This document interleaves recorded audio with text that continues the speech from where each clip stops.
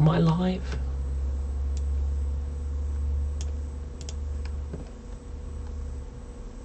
No, I don't.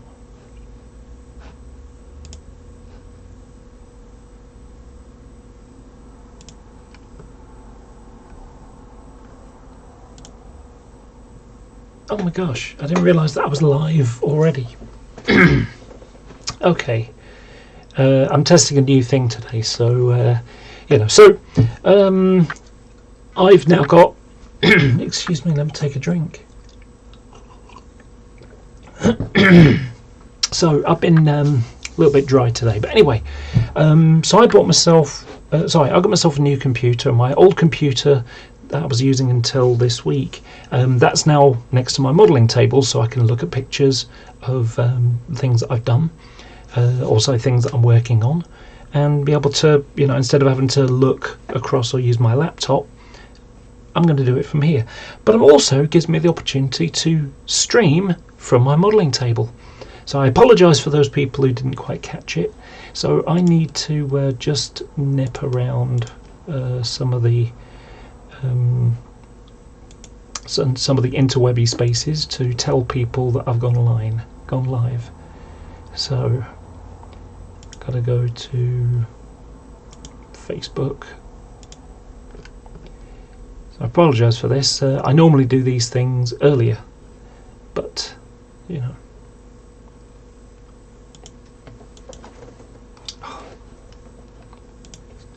What? No.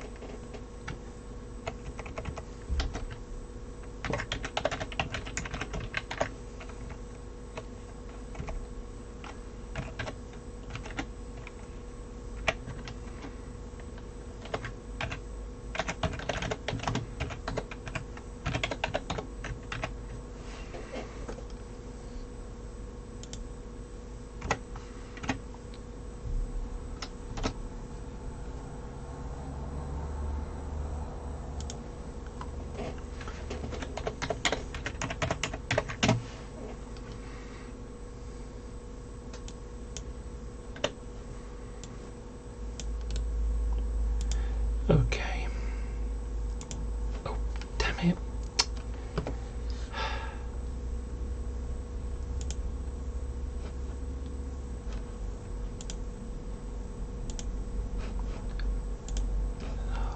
I'm terribly sorry about this. Just shows how unprepared I was today.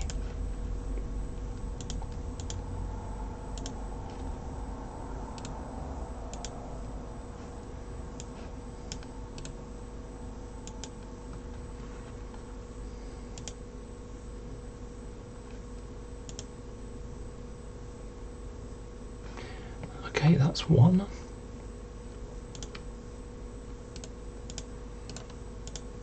Oh, don't need that second one.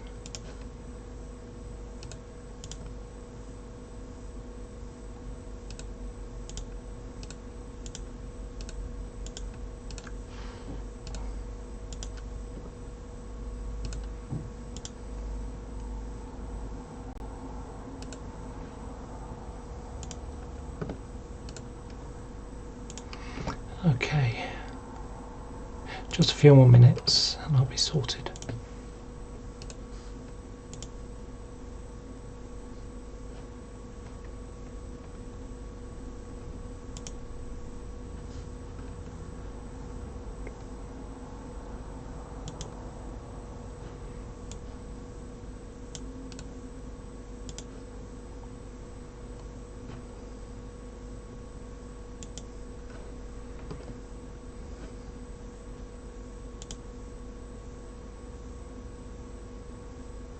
Okay.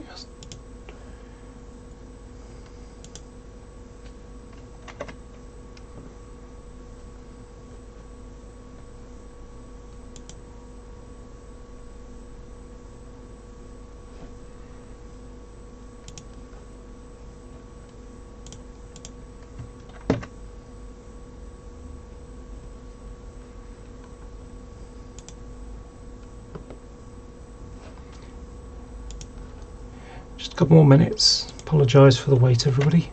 Normally I would be more organised. I'm having to use from a single computer, so it's a little bit fuzzy. You know, all the layout of of everything is a little bit different because I've got a smaller screen and only one screen. And I'm used to having 3 screens, which are, 24-inch monitors. And this I've got, maybe it's a 17-inch square type monitor. What I'm thinking about doing is buying some cheapo monitors and sticking a board across the back of my I've got a frame that goes around my table. And so if I put a piece of wood across the back section, I could have 2 or 3 monitors actually attached to, a modelling table, so to speak. So yeah, okay, got one more to go. Let everybody know I'm doing stuff. And I'm done. Okay. Right. So, where do I get my live?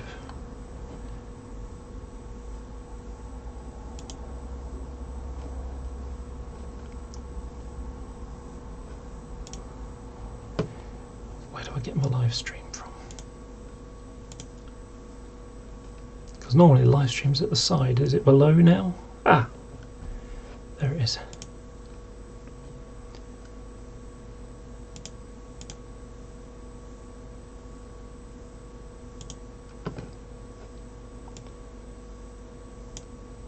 Okay.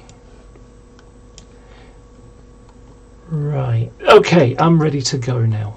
I apologise to everybody who was waiting. Like I say, normally I'm a lot more organised, but it's like things have changed slightly, so it becomes a little more awkward.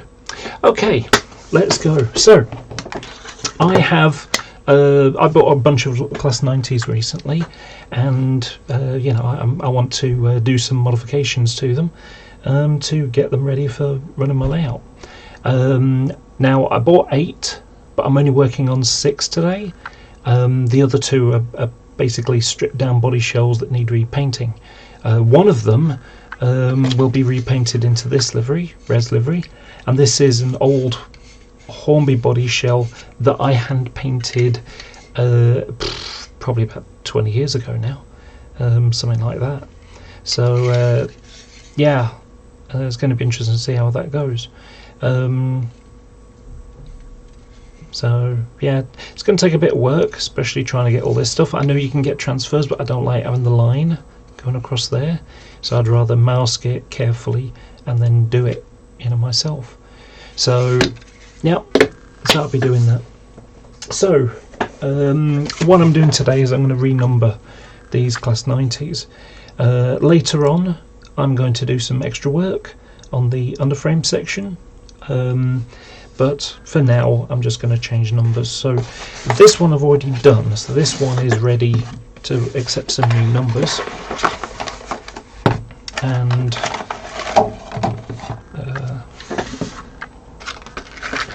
I'm going to pop all 6 out.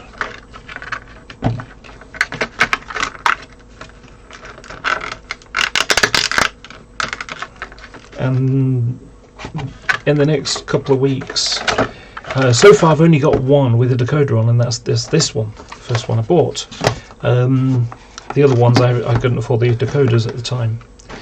So these ones will be sorry, this one's got the decoder in, the other ones don't, and I'm going to be buying more decoders this next week. So yeah, where's my I had a black marker there. Oh well. Okay, so that's one.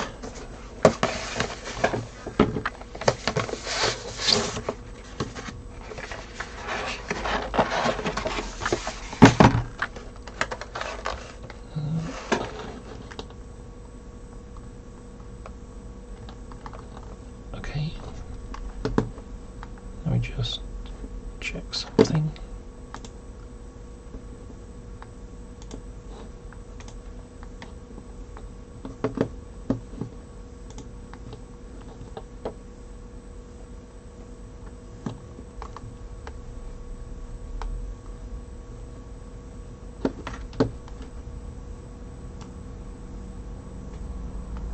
Okay, so I've got 5 people watching at the moment. Well, thank you for that. Okay.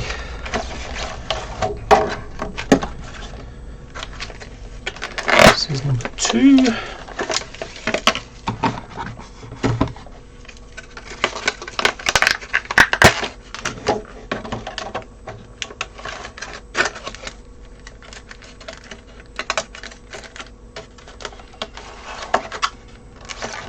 Which I want to think about it. I need that.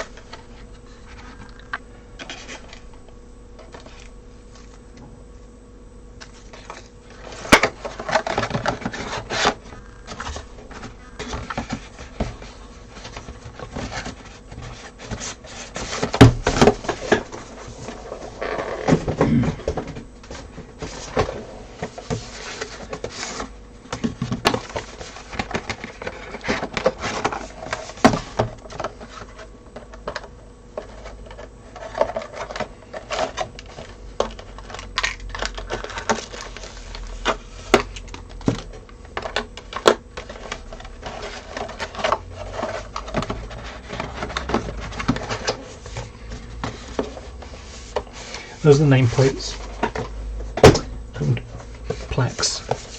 If you can't see these are the small Brel Works plates that go there.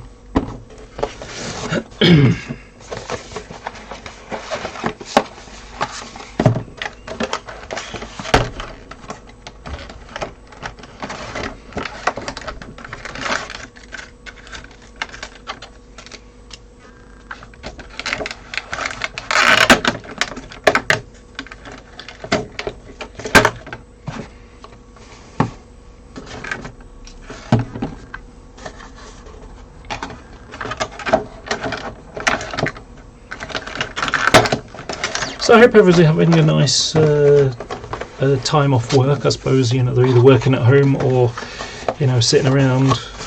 Yeah, a lot of people struggle to find what to do with their lives when they've got so much more time off. I feel sorry for those of you who are self-employed.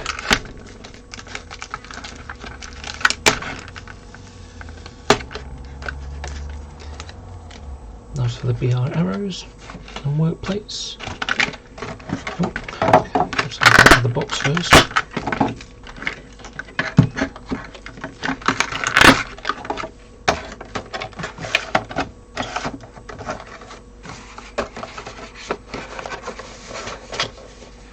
Funny thing is that the next one out of the box will be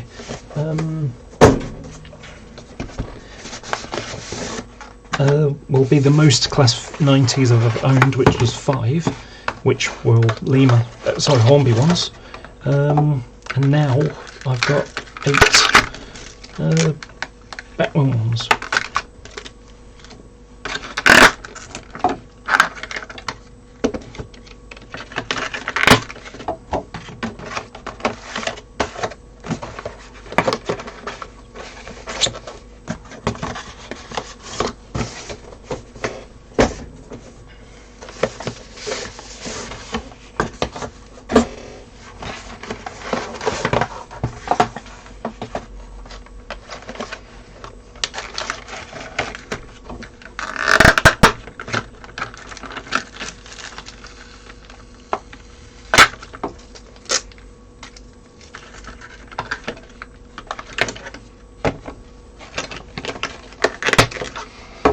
Okay.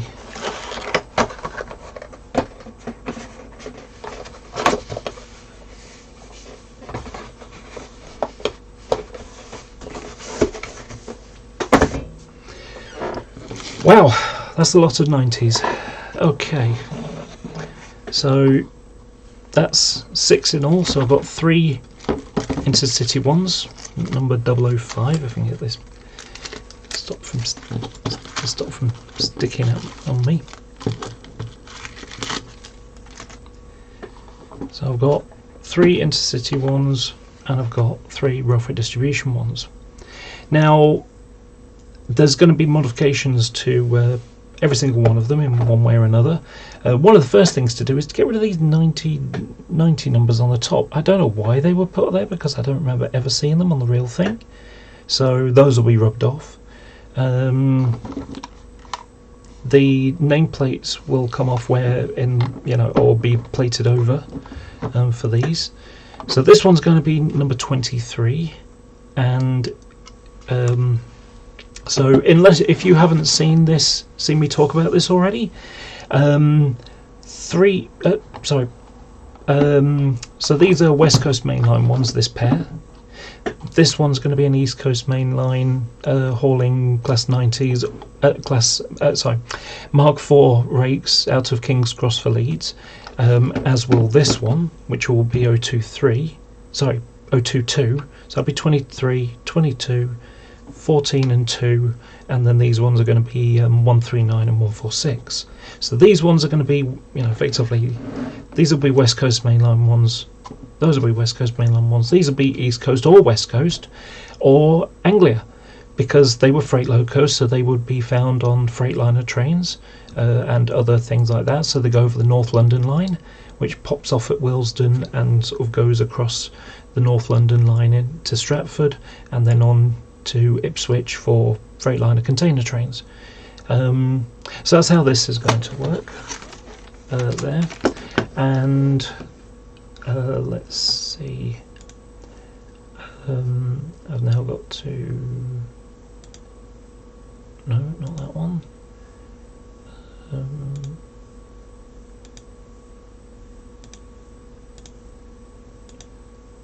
Again, I'm having to change things around. Maybe it's that one. No. Okay, it's neither of those. Okay, let's open up a new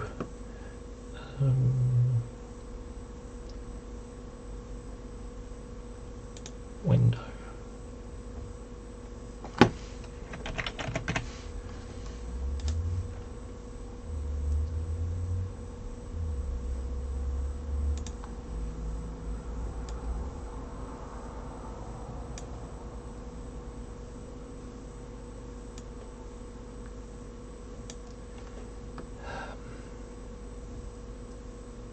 Okay, let's try that again.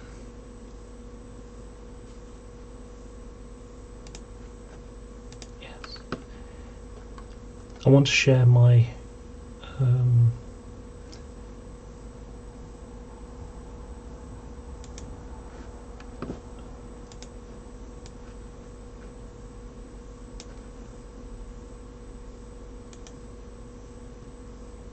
yeah, that one's okay.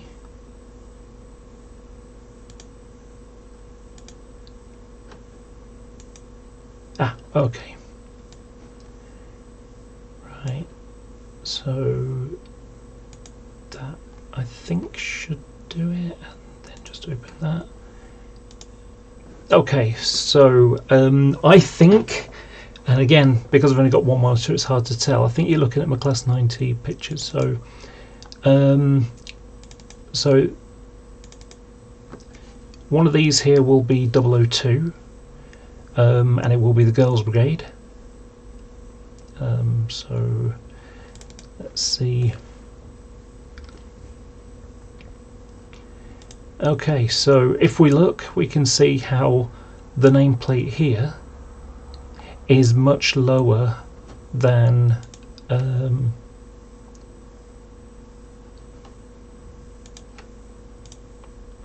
so much lower than the nameplate here. So the name will have to be removed there. And then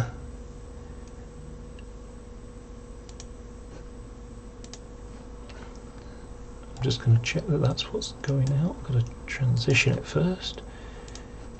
And then, okay, let's just double check. Yep, that's right. Okay, so then this one, sorry, that's, and then 14. Where's the nameplate on that? I think it's higher up. No, it's also low down, so both the nameplates need to go on that. So, yeah, okay. So all three intercity ones need the nameplates removing. Okay.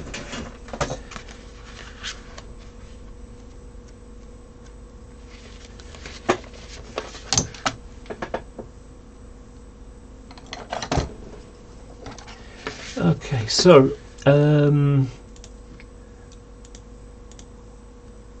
one of the things that I do when I need to keep, to get things right, I'll make notes. So 90,002.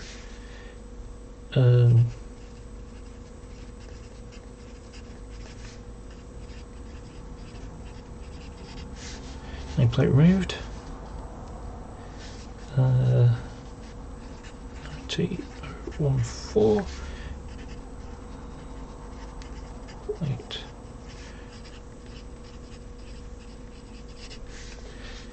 Then I've got 90022 and 90023,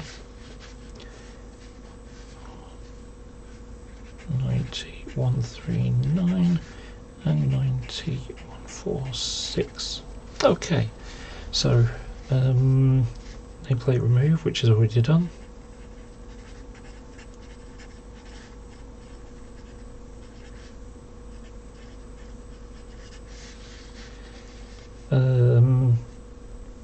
That doesn't have any nameplates. Okay, so I need to check. I need to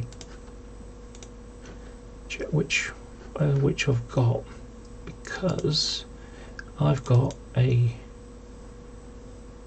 checklist thing here. Let's make that a bit smaller.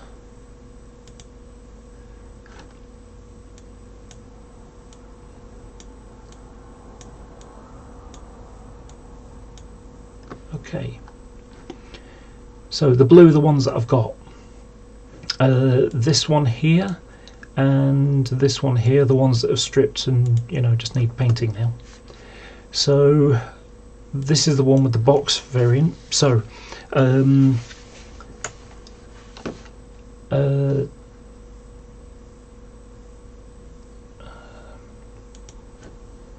this is so annoying having to keep doing this.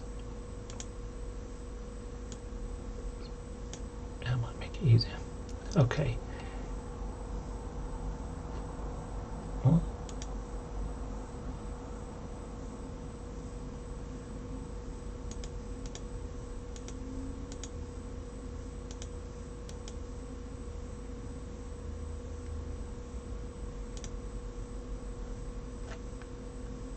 Why is that only showing a little bit?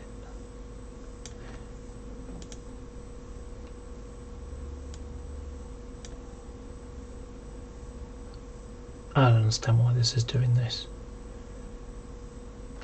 Okay. Right. So, as a part of my checking my notes, so one of the things that you've got on the Class 90s here is the battery charger, and this version is like a tall one with a vent stroke slide type of heatsink, and then and then these ones have a small box.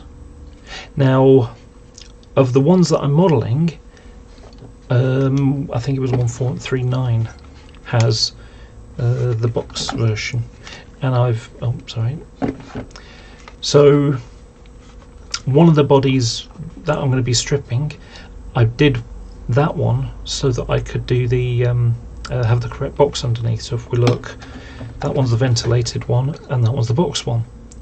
So this is as it came, and this is me just swapping the body over. So effectively I bought another one of those, stripped the body just so that I could get the right type of battery charger. So I just need to double check which one that is. So let me just have a look on my list. So 146 is the ventilated one. Okay, so that's important to know. So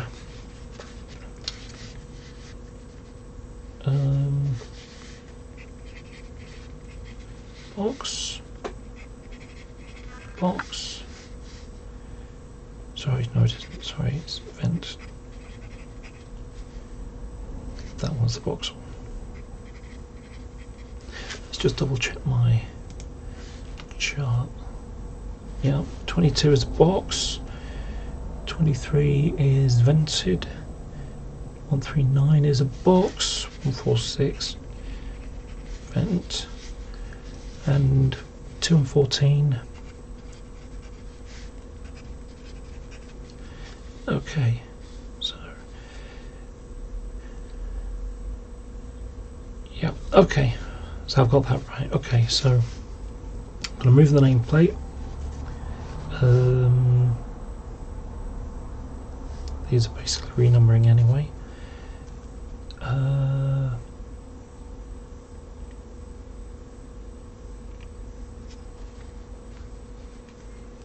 Okay, so this will have the rubbing plate.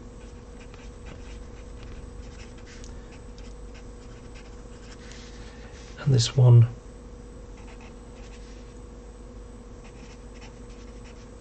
that will have no rubbing plate. 23 will have it removed as well, so no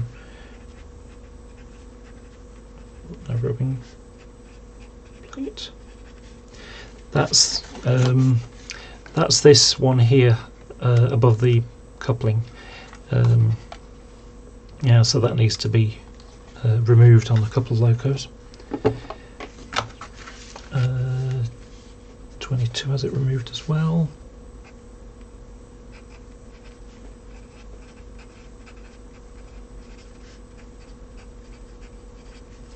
No rubbing plate.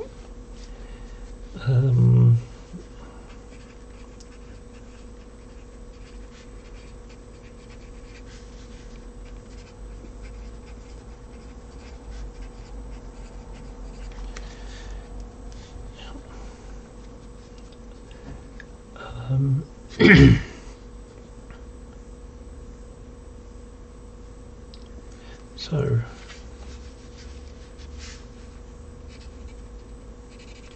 sorry, 22 has arrows. All of these have arrows, but 22 has a CE. 23 doesn't, because it's not like that. 39 has arrows, but no depot plaque, and this one has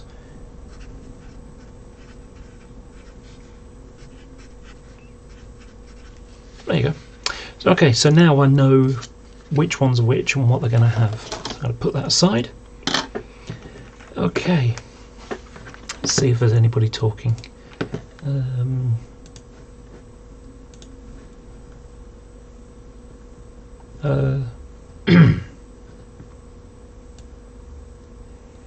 Hi Casrael, and hi Neil Hall, and hey Anthony, how you doing? Currently sat at my model desk. Also, I'll be here with the 37 Faraday renumbering job. Now that is that's a challenge, because that's small numbers.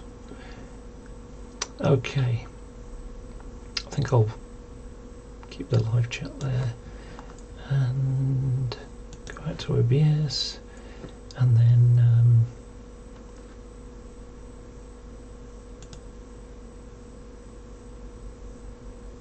yeah, that one there, and then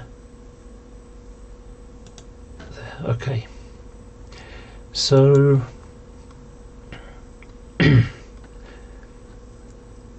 so here's 139, and you'll see how I'm modelling it. Now this is pretty much brand new. If you look, you can see under this little notch you've got the clips that hold the TDM jumper cables. They didn't use them later on, so they ended up making a little box at the side and basically rerouting them around. And I'll be doing the same. And here's the same that's later on. So you can see there's a little box there, and then the couplings go there. You can just see they go through there.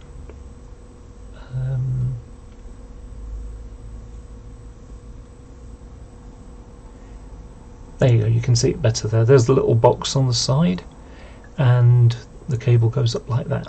So I've got to replicate that. Also, on the ones that have got the rubbing plate removed, they've got this big triangle shaped thing. Basically what happened was you had a couple of holes there for which the rubbing plate was on, and this was the bracket that held it on. When they removed the rubbing plate, because you know it gets in the way if you're only using it for freight, and these ones I'll be doing will be class 90/1s. So these rubbing plates I'll be making my own and fitting them. So yeah, I'll make them, and then underneath here I'll have a KD coupler, but I've still got to get more of those, so I'll get those as well this week.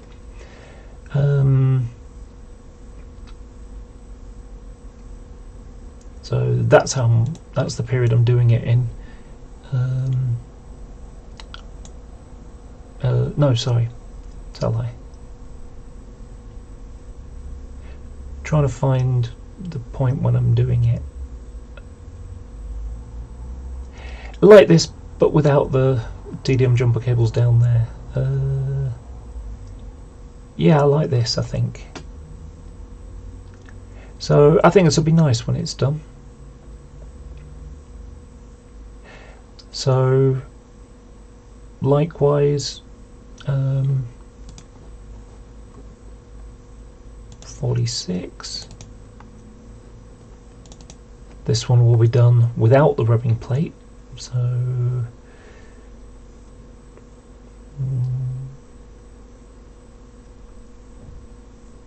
like this, but it will have depot plaques on.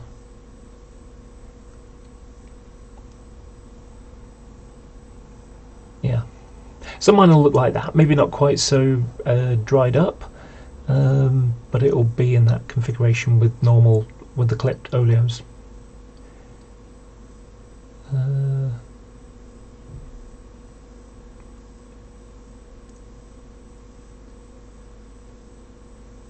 There you go, like that. So it's got the rubbing plate removed and the cables at the side, and there's also no Buckeye, but of course I'll be using a form of Buckeye because I'm using KD couplers. So, but I'll be doing this with the civil engineer, with the Crew Electric depot plaques like this, basically.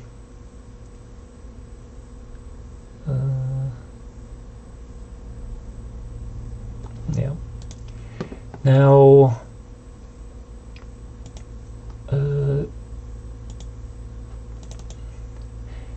and the other one, the other two are 22, which will have no rubbing plate, and this is how it will work.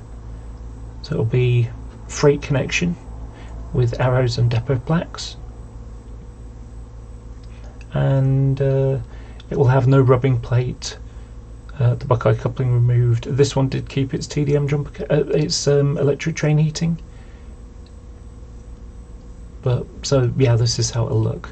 Also notice that it's got a black bit around the edge of the window, you know, whereas normally they are slightly different. So yeah, and then the final one is 23, and that's an intercity one, and I'll be doing it like this, with the rubbing plate removed. Sorry, yeah, with the rubbing plate removed. So it'll be an intercity one with no rubbing plate. So those are the ones that I'm doing here. So let's get on with some actual modelling. Let me just switch the screens again. Turn the webcam on, transition over. There we go. Okay, so now that I've described what I'm going to be doing, now let's do the doing part of it. Okay, so I've already got this one done, so I'm going to put it over to the side. Ready? Let's just get my water over there.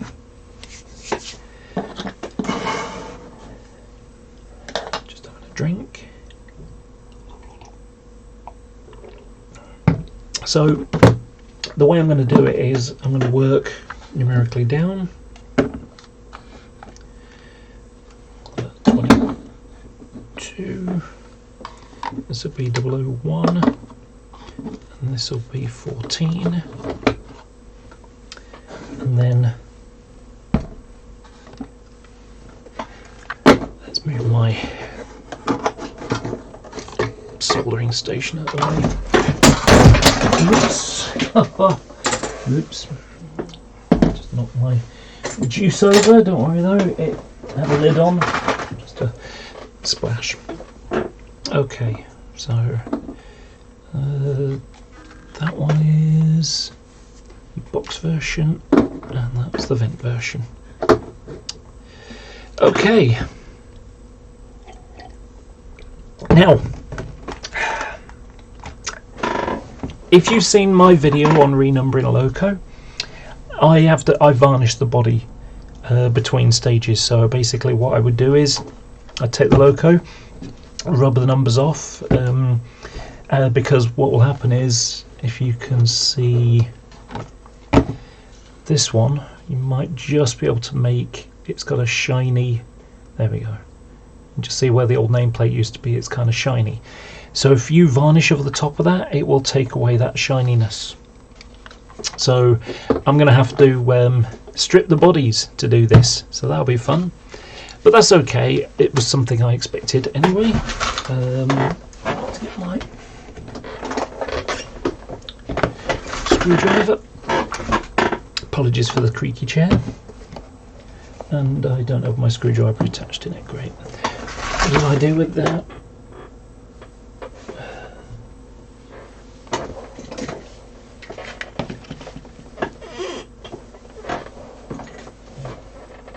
Too big.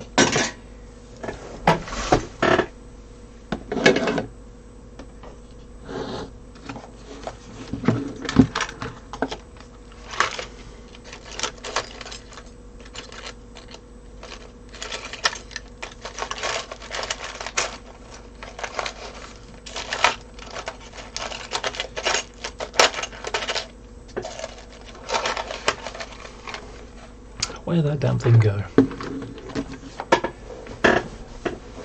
I had it yesterday, so probably over here.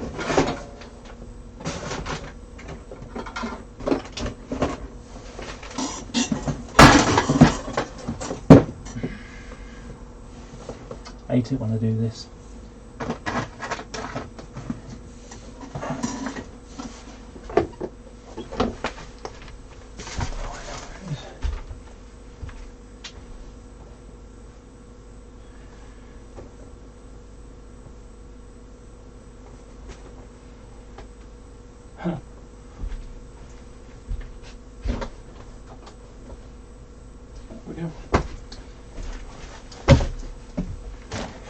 Okay, sorry about that. So Let me just check something. Make sure my audio is coming out. Good. Okay.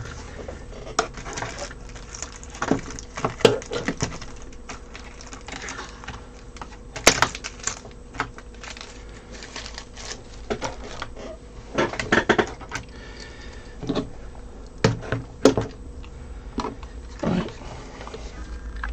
So removing the body isn't too hard. There's a few screws hidden here and there. I have a nasty feeling this screwdriver is going to be too fat on the ends.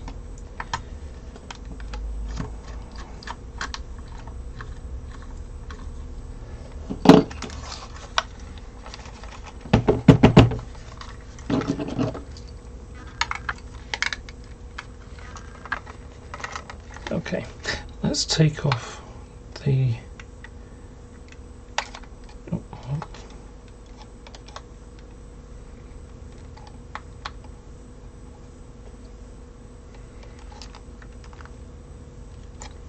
I don't know what to do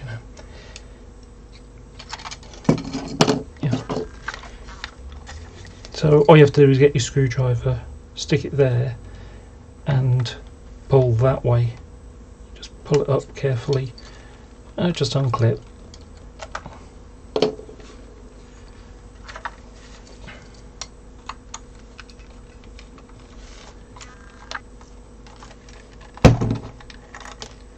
That's one.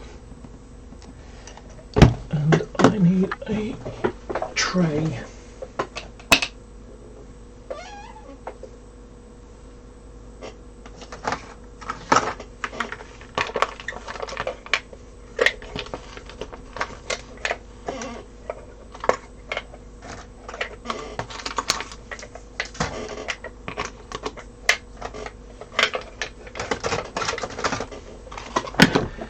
Tray so I can put all the screws in.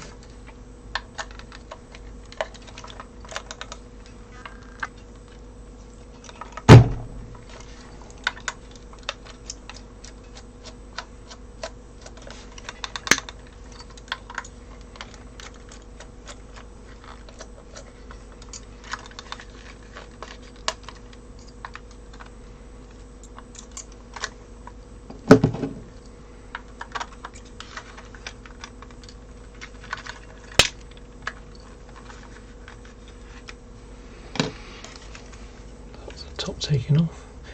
One screw there that didn't want to come out. Okay, so that's that one. There's one just, yeah, it's going to be too small. There's my small green screwdriver around here somewhere. Saw it a little short a little while ago. Did I drop it on the floor again?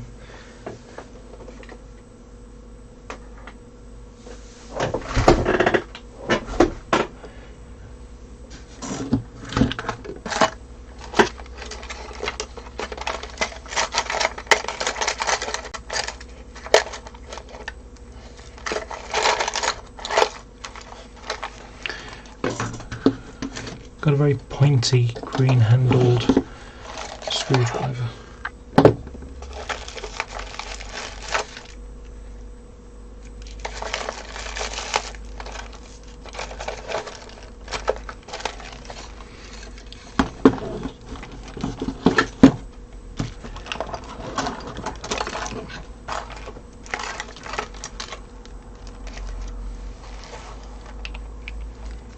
Actually, I'm going to need that.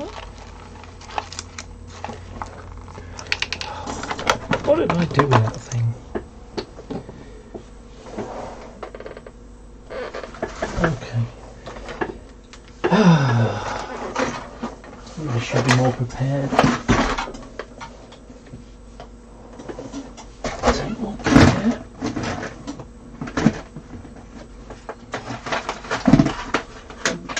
Or something, put it back.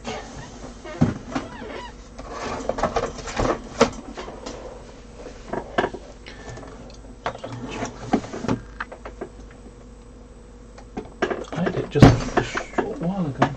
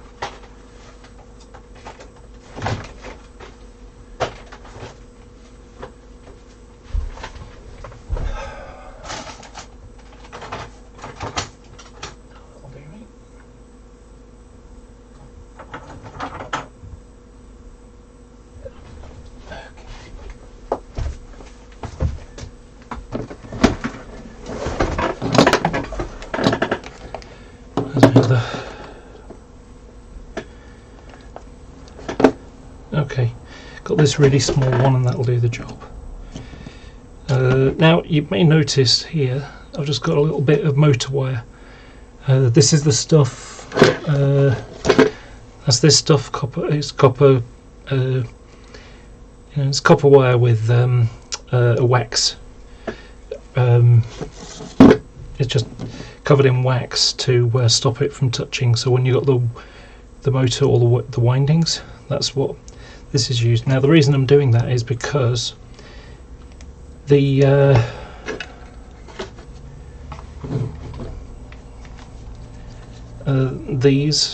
TDM ones are a little on the thick side, so I'm losing those. I'm going to put some much finer wire on instead. Okay, so back to work.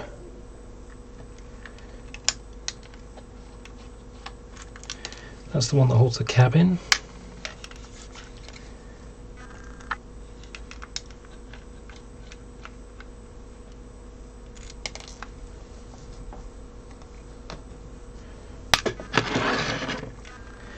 And then we've got these small ones here, which keep the skirting on.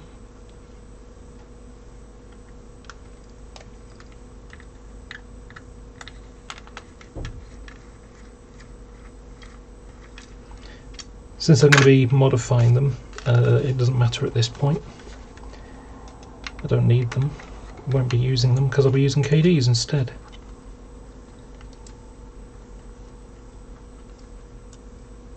Oh.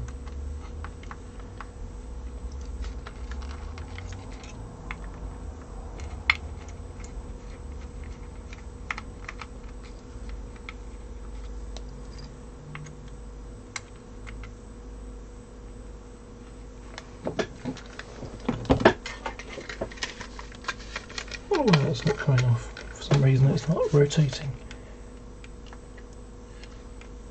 It is rotating, but it's like it's not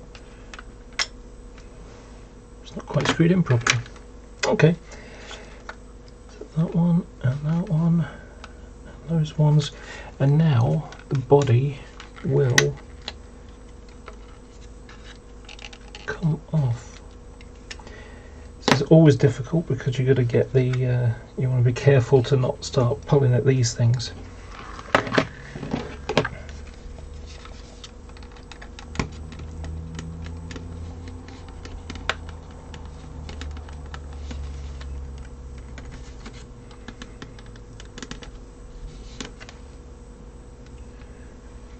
What's this not coming off? Normally comes off fairly easily.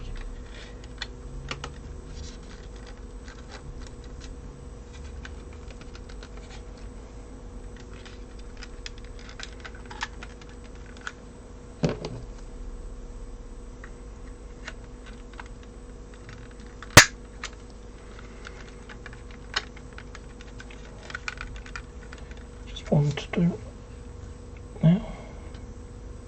Didn't miss any screws. Why is this not coming off?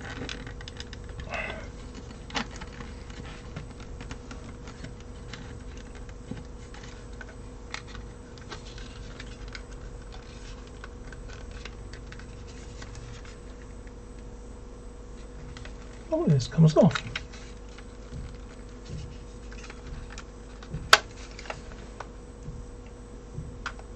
Oh, that's why. Because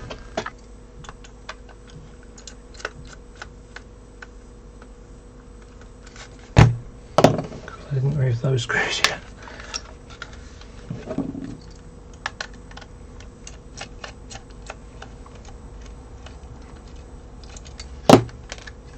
There we go.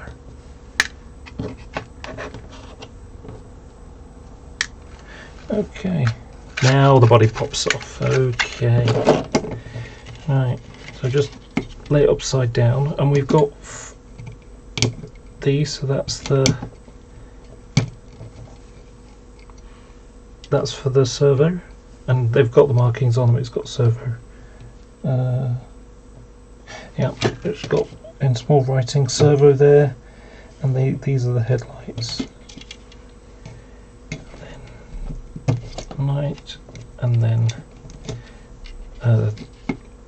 that's the speaker. So speaker, headlights, and the servo. So that's our first one done. Now, like I say, I'm not going to be stripping every single bit out of it. Really, all I need to do is remove the glazing, because I don't want to be spraying some varnish over it. So let's pop out the cabs.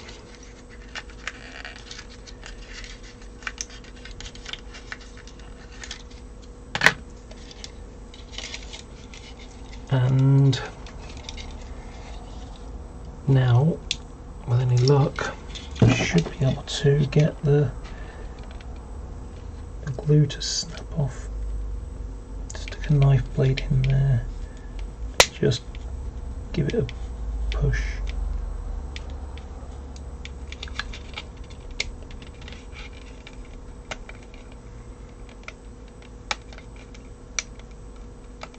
I have a feeling that's not going to come off.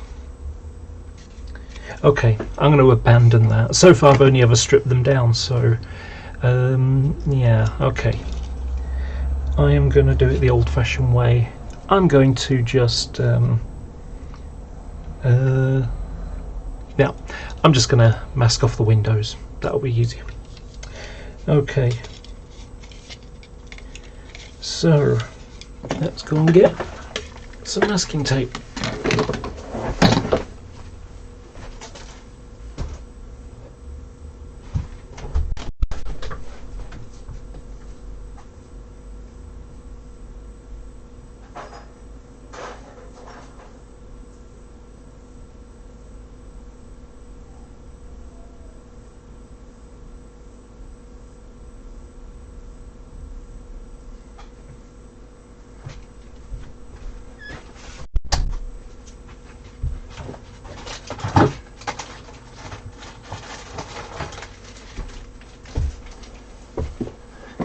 Okay,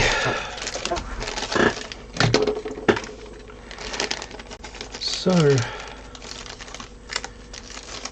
I'll get some of my favourite now, because it's a larger space that I'm going to be masking. I'm going to use the wider stuff, and I need to get a new blade for my knife. I need a really pointy blade. Don't want to have to do multiple cuts. I want to do it one or two light cuts.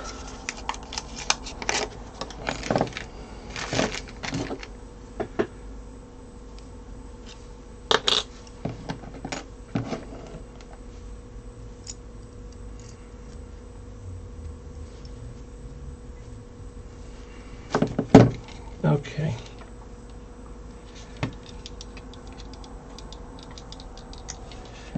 Right. I'll use the curved blade. I'm just going to remove these cables around the end there. Just sprayed a bit of the paint, annoyingly.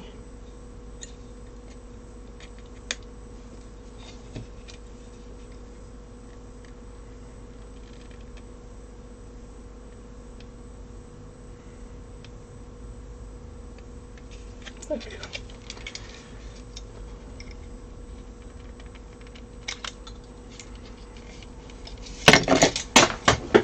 Oops. Right. Oh dear me, butterfingers.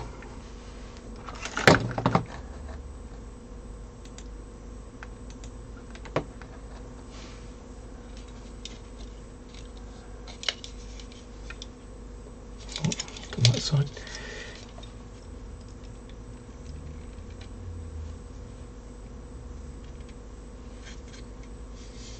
Okay, so that's those done.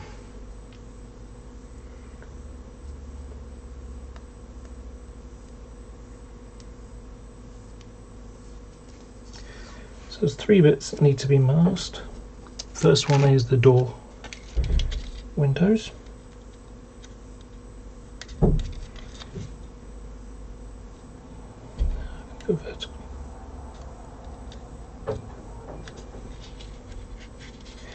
what I do is I just use my fingernail, or if that, for that matter, you could always use this, you know, and just push it in on the corners, because you want a nice seal around the edge. People use mascal, and that's all great as well, but I prefer to do it this way where possible. And just get your modelling scalpel and angle the blade so you're pointing inwards rather than outwards, and just follow the line of the window.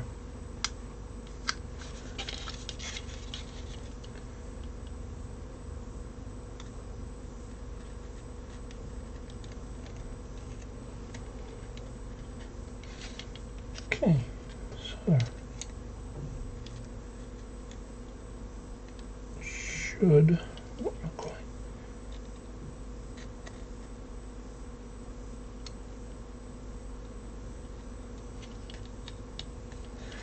There you go. So that's pretty easy. Oops, let's push that pentagraph down.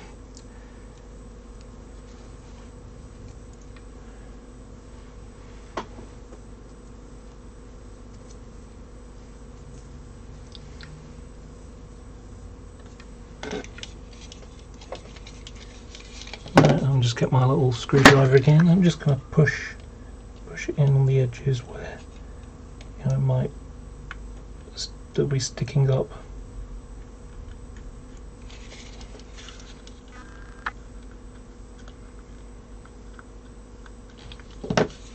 Okay, that's one. A lot of windows to go.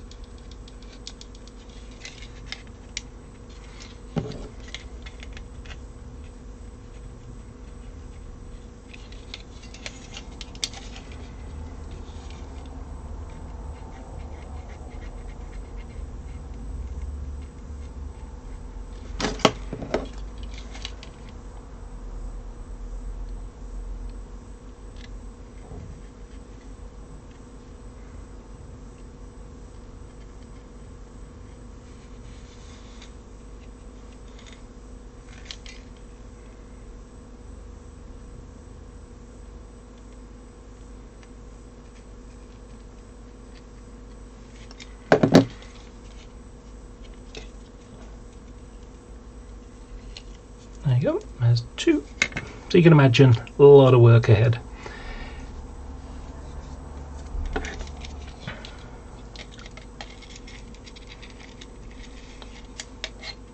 Push that there so it doesn't keep falling out.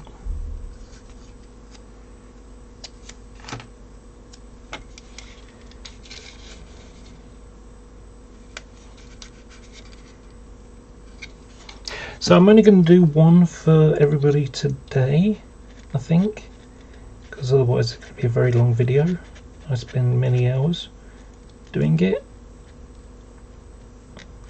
And I actually enjoy this. You know, I find this incredibly relaxing.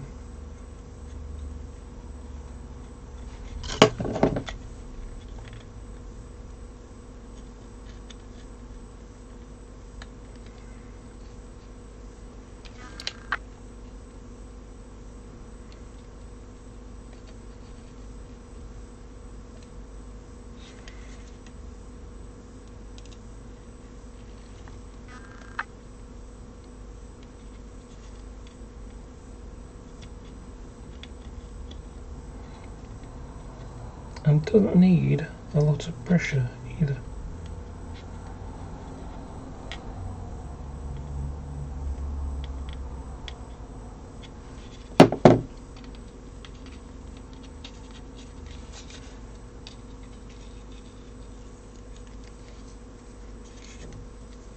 Okay, that's 3. One more for this loco, for the doors anyway. Then got to do the windows, say the cab side and end windows.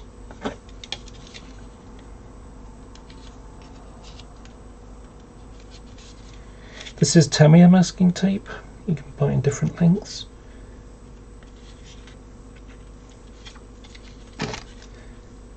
The long length stuff, sorry, the wide one like this, is good for doing stripes on locos and things like that, you know, for doing these. And the reason is because it's, you know, because it's wide, it has less chance of wobbling.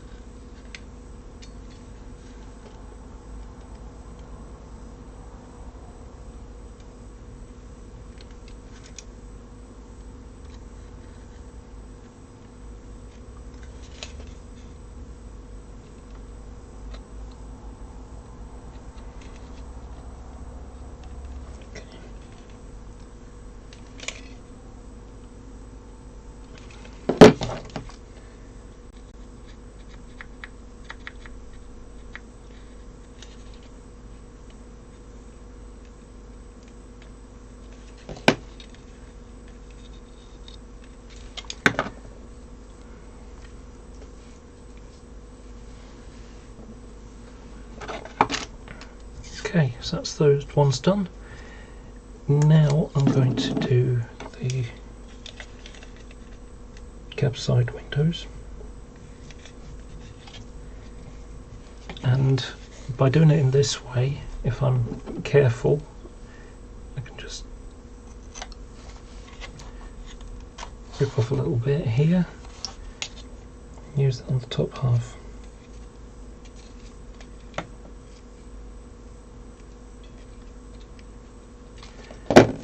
So these ones are more difficult because if we look, you can see how there's a window frame in it. So you've got to be quite careful with this one.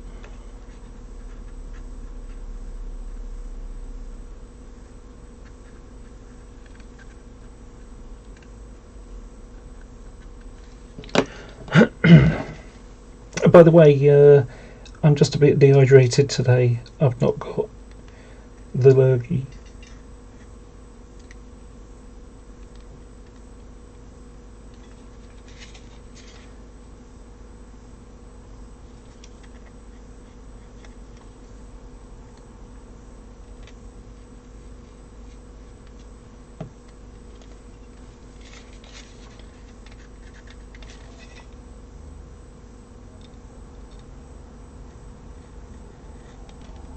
Although these are on angles, it's actually easier than the doors because they're straight lines.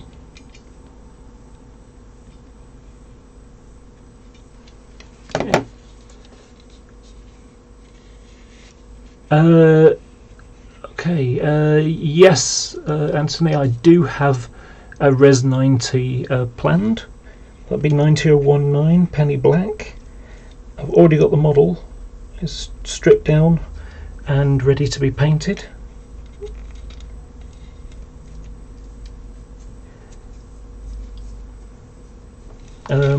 Since I have a bit of an obsession with parcels trains, a particular focus on my layout when I make it, it was just required. Okay, so there's one window done there. I'll also be doing 20 as well, which I saw on the, was it 3rd of October or no, I think it was 12th. I can't remember what it was now, but it was Crew Diesel Depot Open Day in 1992, and they had 47s and 9022 in brand new in the livery. Oops.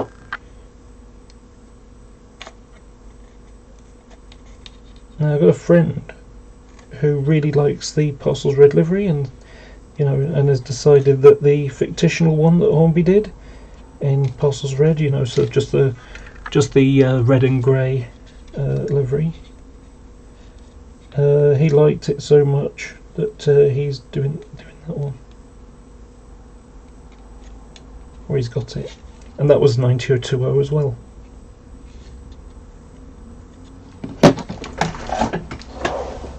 Drop my little screwdriver.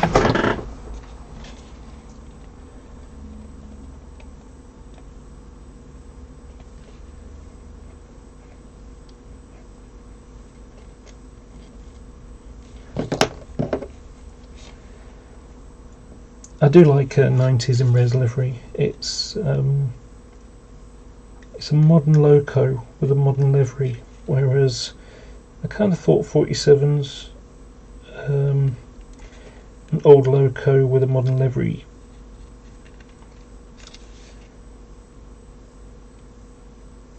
It wasn't quite as good.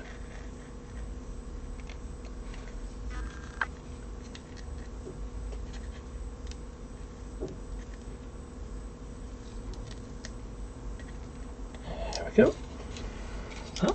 And the good thing about doing it this way, is by taking the body off, I can show the light through it. So effectively, you cut where the light is showing through.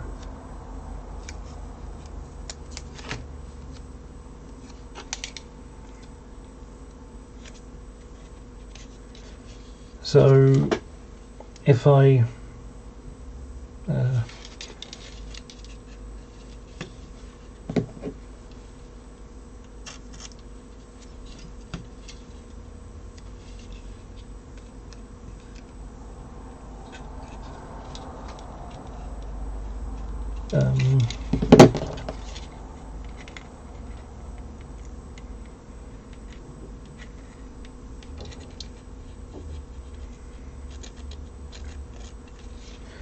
so you can effectively use the light that's shining through the window to see where the window is and where the frame is.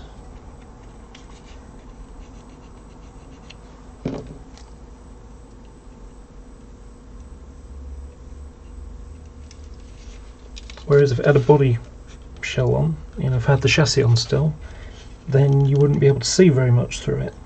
Whereas with that, I don't know if you can see the difference there. Let me scroll up and see if you can. Okay, so let me just hold this up higher. So can you see how the window space goes darker?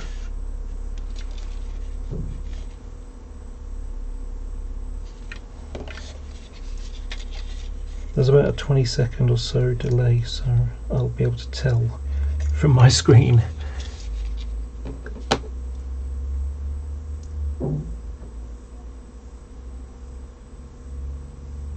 Yeah, you can see it. Okay. Let's scroll back down for the chat.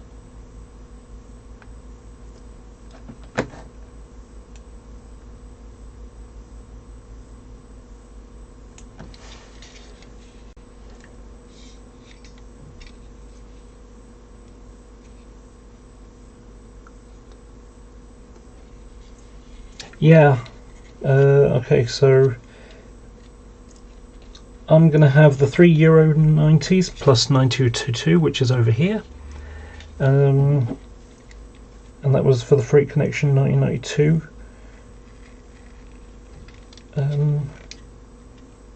Event. In fact, I have on the other side of the room, I'll get it in a moment, once I've done this one.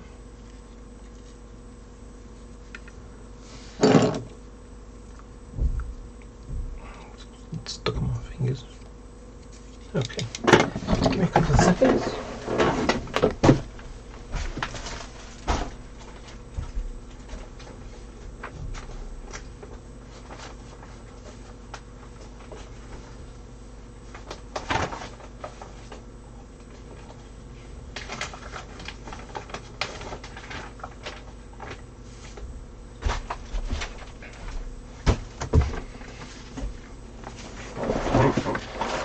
So, bit of a broken magazine, I should get a replacement, But yeah, Freight Connection 1992, they had all, a British one, which was 9222 in Rothick distribution with arrows and plaques and Freight Connection nameplates, and then the French, German, and Belgian ones were painted in their colour scheme. So this is like the French Cybic locomotives, and then French and German.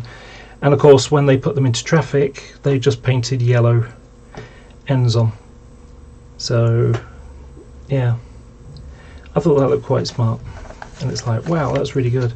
And you can see how this was when they started fitting, removing the rubbing plate and the plaques. So, yeah, and they stayed like this for, I can't remember how long.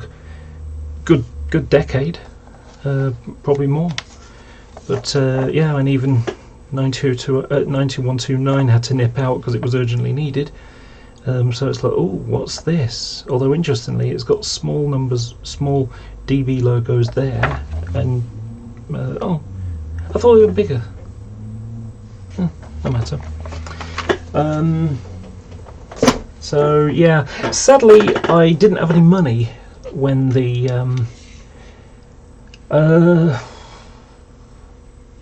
I don't know. I mean, sorry, I'm looking at Anthony Sutton, who's asked, love to do the 130 in S&CF, but what would be the best orange to use?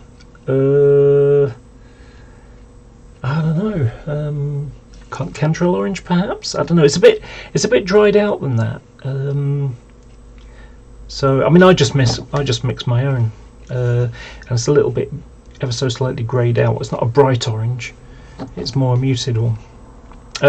Another thing you could do is have a look at the Vallejo paints, and try and figure out which one works. And let's have a look.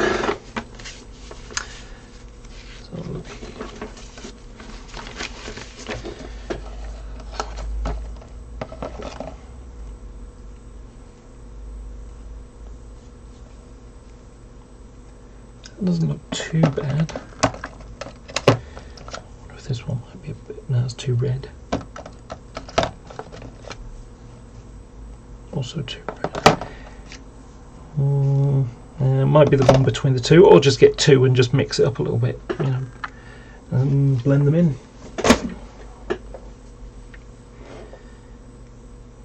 And I need to finish off with the Vallejo paints. I'd like to get all of them in time. I've got 1, 2, 3, 4, 5 trays like that next to me. Okay, so let's get back on those body side windows. Oops.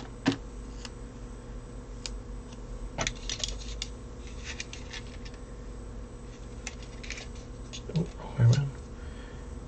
Do it that way.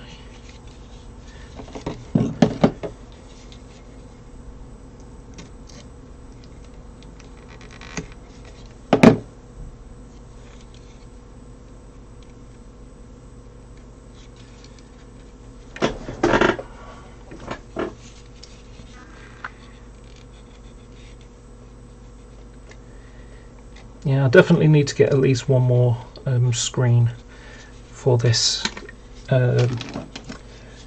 modelling table live streams.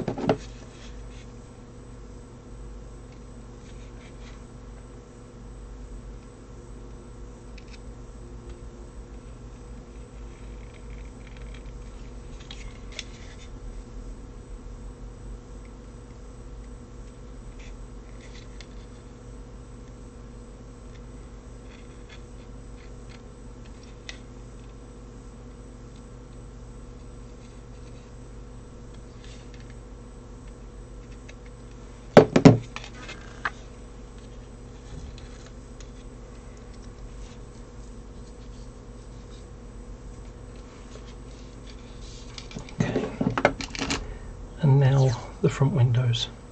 Now because they're both on angles, I'm going to do them as separate windows.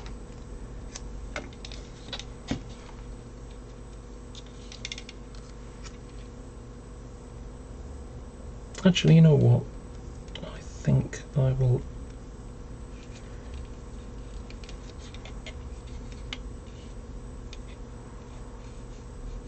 Yeah, okay.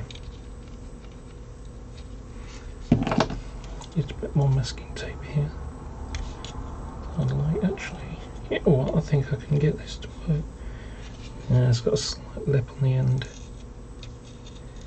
And it hasn't got enough below, so I'm still going to end up having to use two.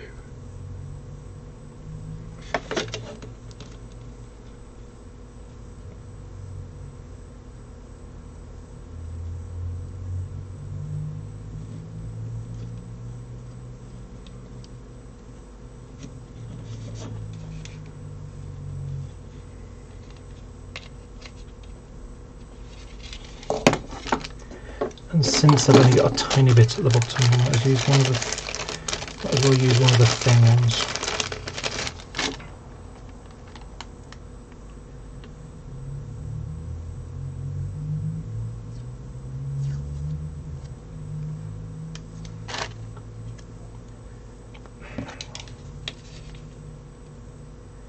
Oh gosh, I didn't even cover it all there, look.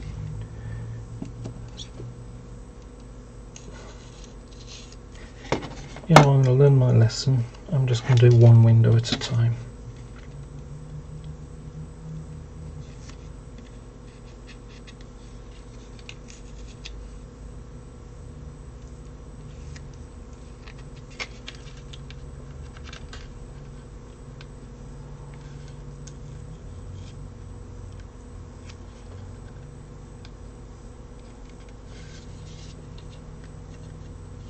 So how's everybody doing? Everyone staying indoors?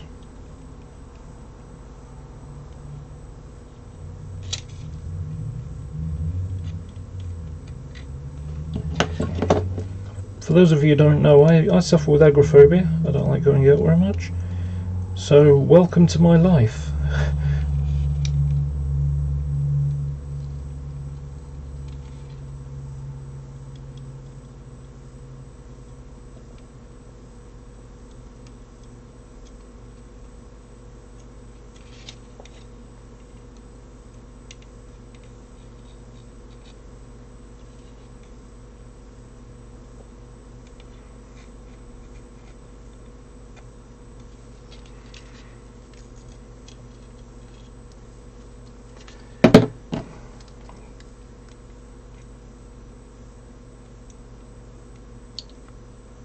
When doing these ones, make sure you get the corner. You don't want to have a curled up corner where you remove the tape and then end up having a little bit of paint get in there.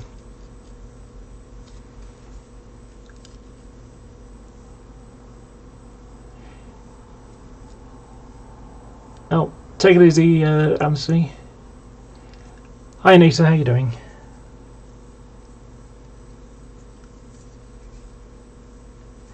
So just to let you know what's going on with the repaint for your stuff.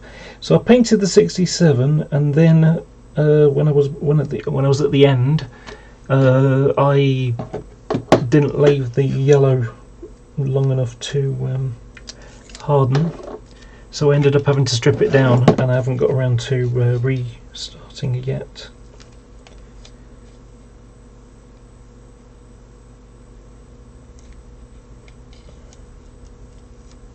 But once I've done this window, I'll show you some of the Mark IVs, which I have done. They're all finished, other than decaling and putting the lights back in and all that kind of stuff.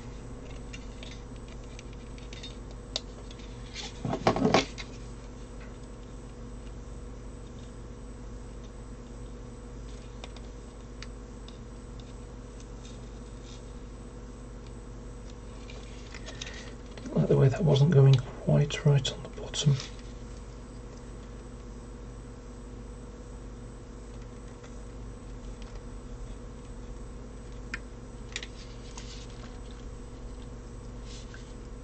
Ah,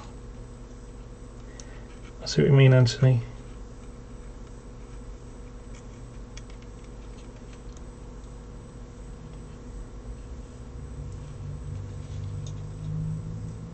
Saw a guy hoarding today, and I so wanted to give him a hard time.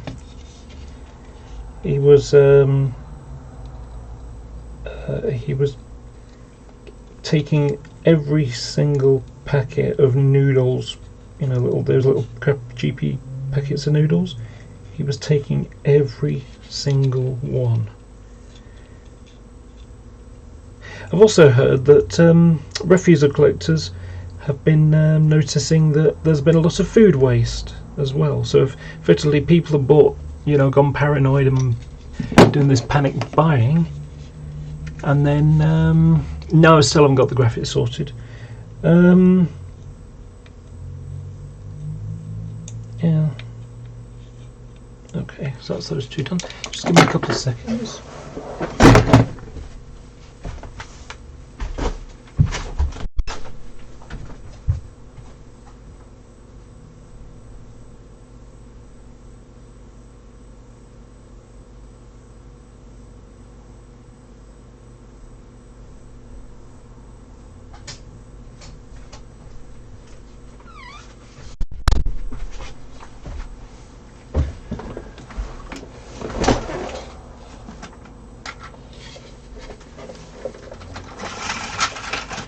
Okay, so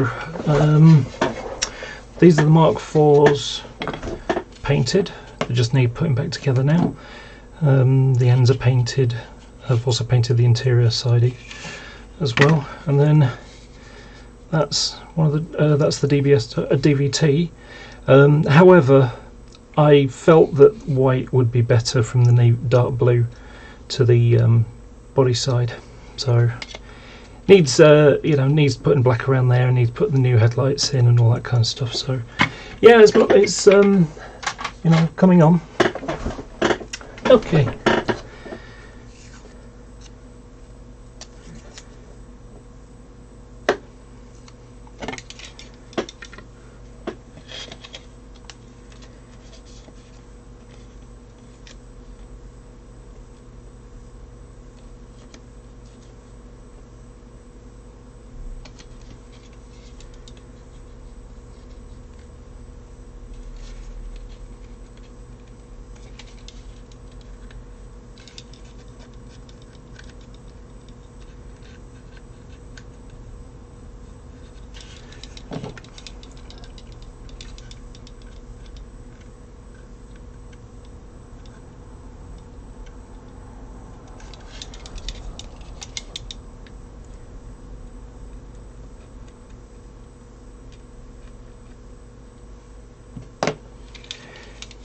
Yeah, they don't look too bad, do they?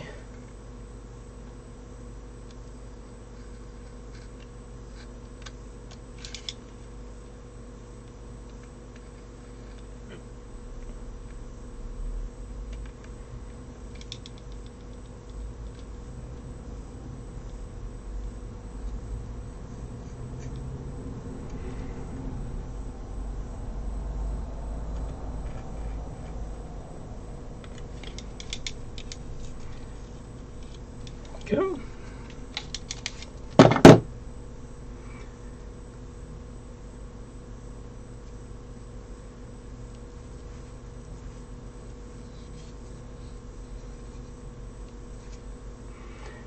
And one last one to do for that window. Set, and then I've got the headlights to mask off again. Spray over the top of one with a satin or a matte varnish, and I could end up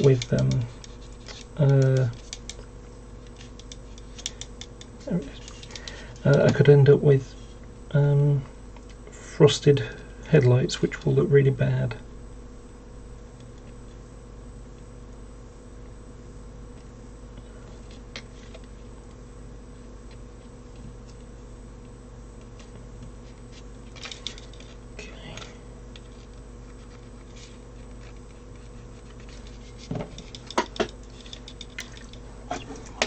A little bit.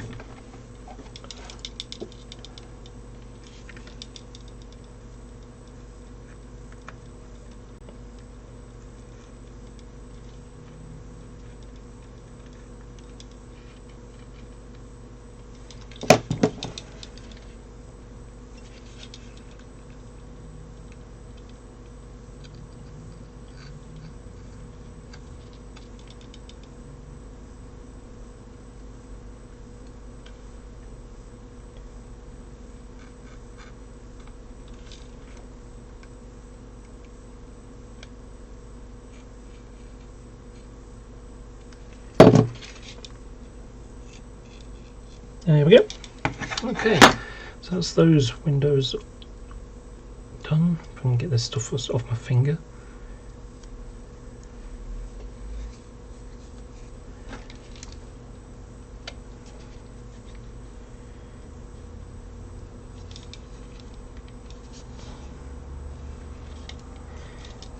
Right, I've done this with the ones that I've stripped. Let's see if I can get it to happen with this one.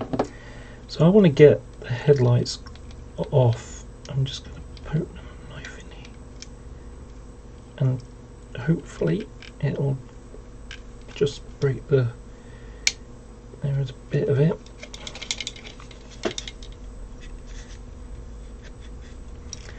Try and do it without damaging... Oop. Came off, and there it is.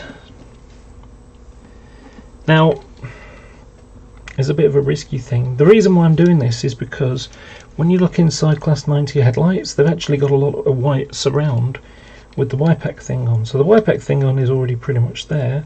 All I'm going to use is a bit of white paint to create the depth. So I'm going to do that now. So using some foundation white.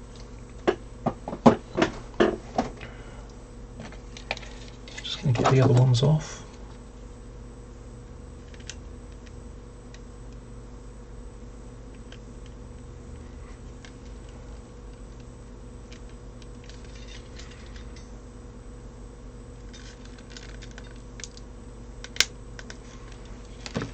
Okay.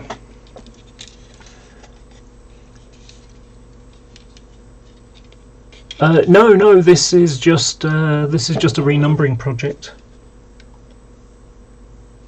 Okay, so if I just push in, I stick my thumb and just give it a slight twist.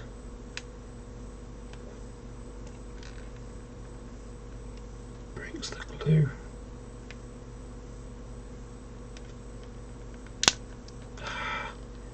Snap the corner.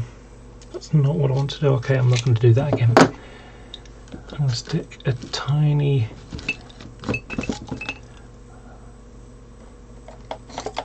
Yeah, I'm not happy with that. Okay, I'll have to do it the other way.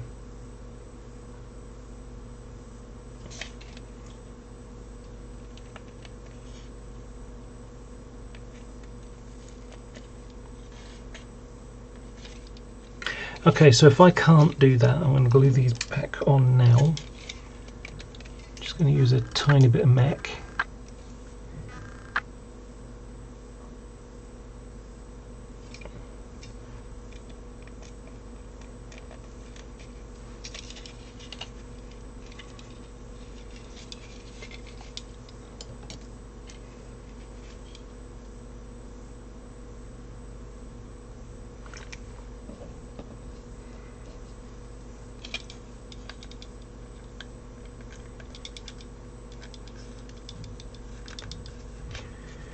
Okay, gonna have to do it from the inside. Okay, can you use that small screwdriver and just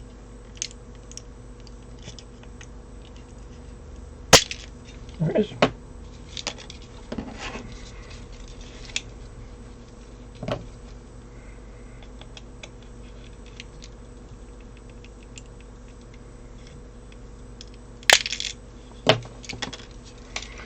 Okay.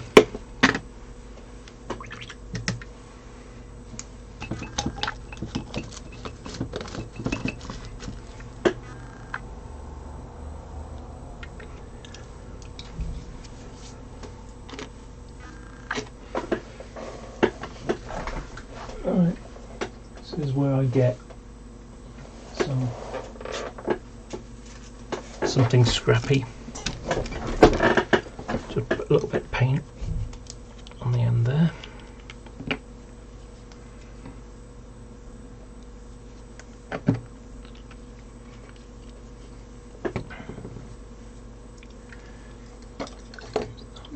Use that one.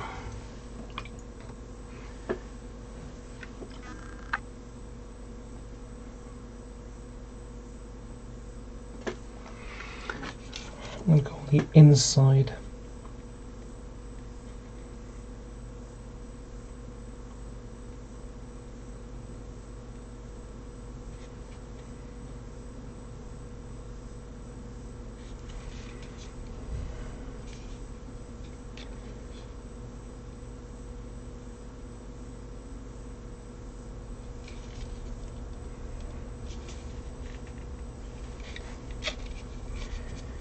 This is an interesting one, never done this before.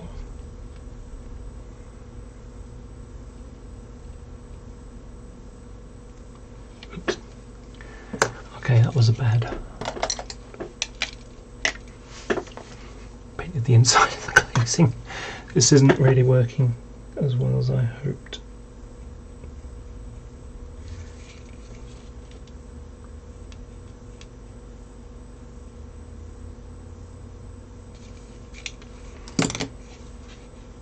Fortunately, I managed to get it out.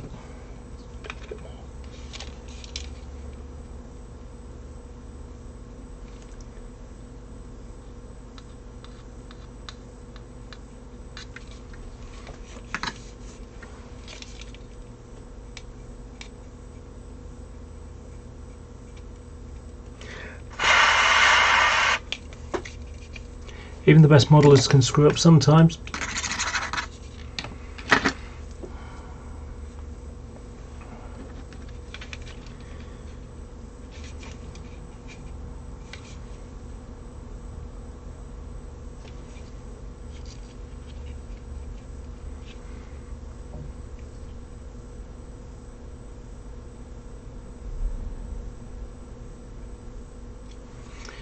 This is not working as well as I hoped.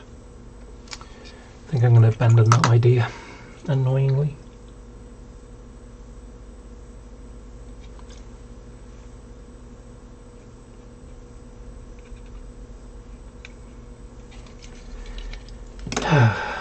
Oh well, it was worth a try. If I could get all the headlights off, it would be better, but can't. So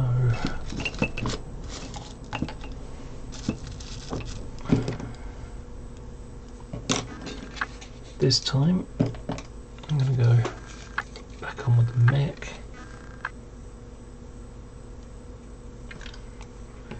and re-glue these back inside.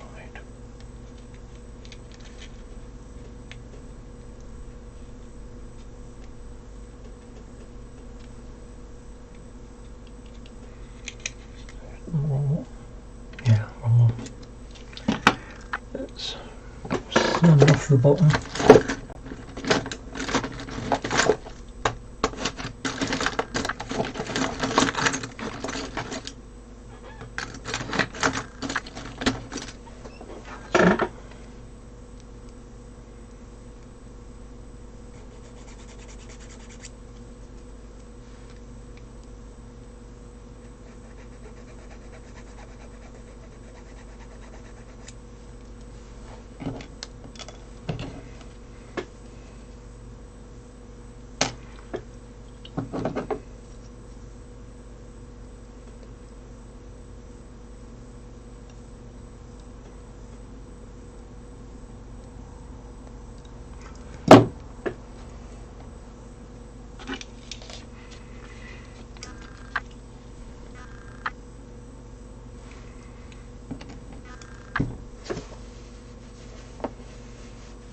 Oops, dropped one.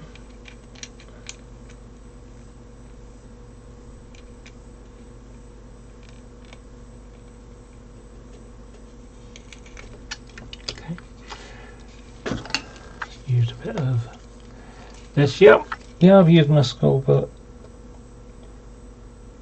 I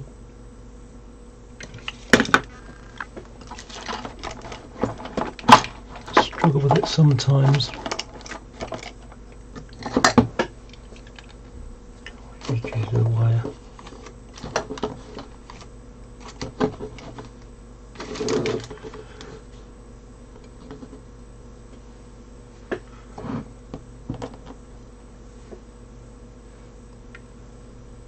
Oh, that's why the ends are plugged.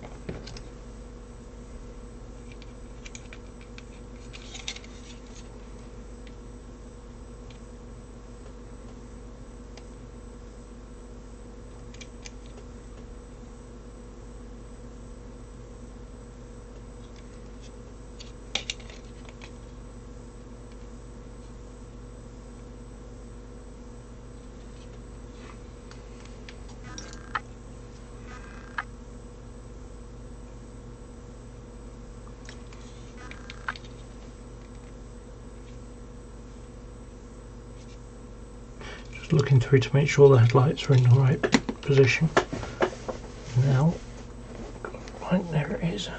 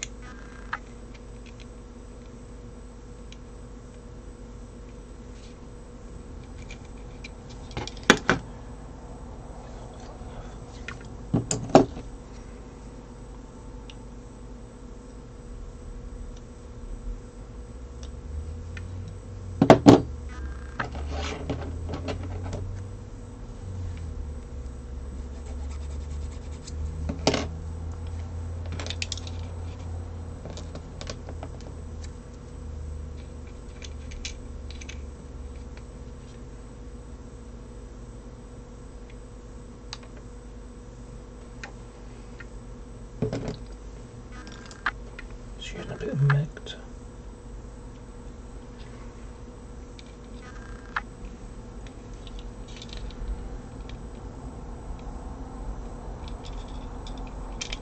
Oh shit. Some mech got in between my finger, so I'm going to frosted up the bloody glazing now. Damn it. I can fix it, it's just a pain in the arse.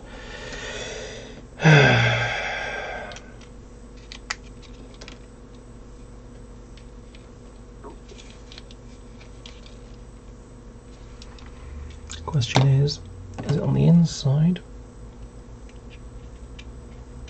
or the outside? It's the outside. Okay, that's easier.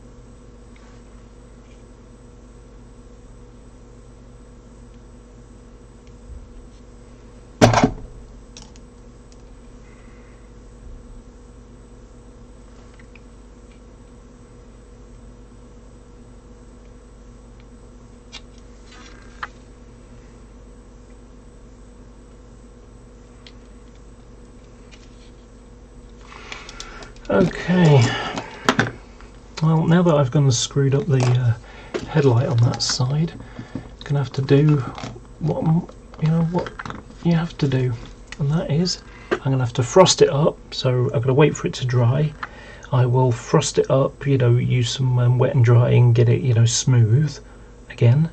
And then when you put varnish over the top of frosted stuff, it can clear it up. So I will give you an example. So I had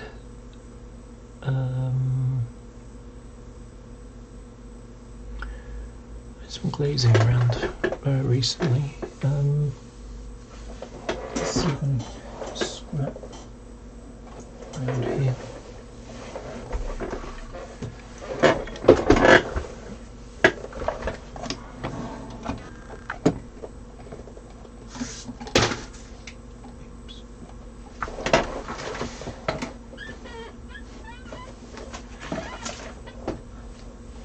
Another piece of rail.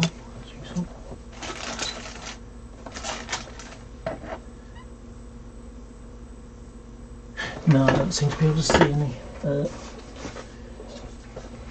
That's not the right stuff.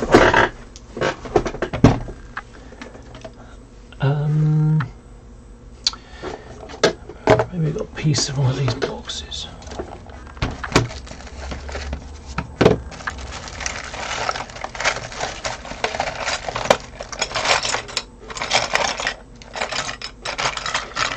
I'll use a bit of that.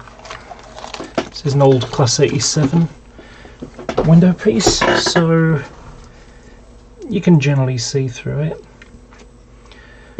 So if you can imagine, just going to scrape the top of it here.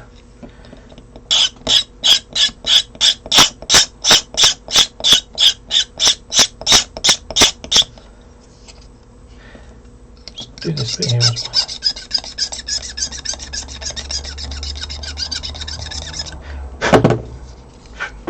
Dust everywhere. Okay, so if you can see how it's frosted all here.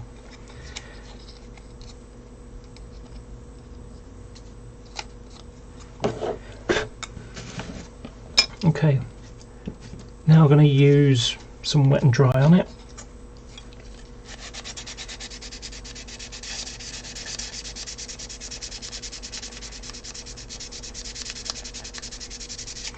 So you can see even more frosted now. Okay, but I'm going to use some really fine wet and dry. Here, this is 2500. Oh, that's 1500. Where's my 2500? That was 2000. 800. That's the 25. Okay.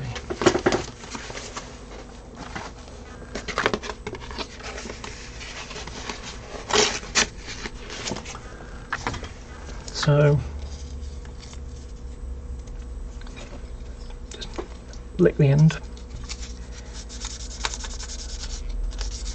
So what I'm doing is I'm going to get it nice and finely polished.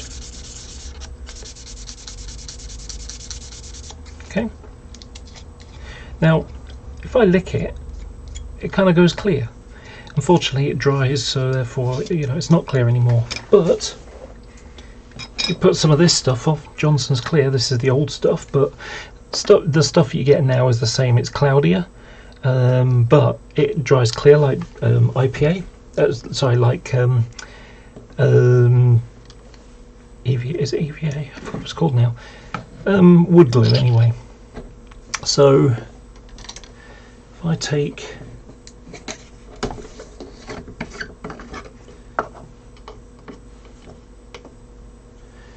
some of this and just paint over it, you can see it kind of clears it back up again. And because it's a floor wax polish type stuff, it will stay clear when it dries. So that's what I'm going to do with that headlight. So I'm going to have to get in there with some wet and dry. Yeah, I mean, let's see if I can show you what I've gone and done to it, because I'm a bit foolish. Okay, so let's zoom in a bit. Let's just double check. You can see that this is a bit awkward because I'm having to do it via two cameras. Okay, oops, wrong way, that way. So you can see how one is clear, and let's put it that way. So this one is all frosted and that one's clear. So what I'm going to do is I'm going to go over the top of this space, with the wet and dry. I'm going to polish it all up.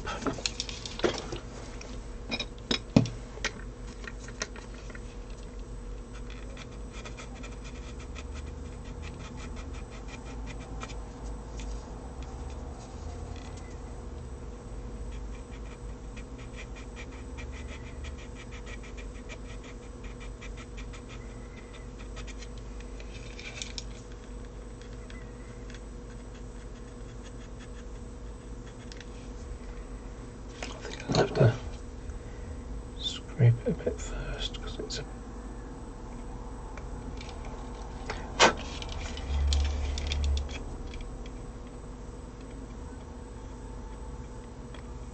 it's kind of loosened up there.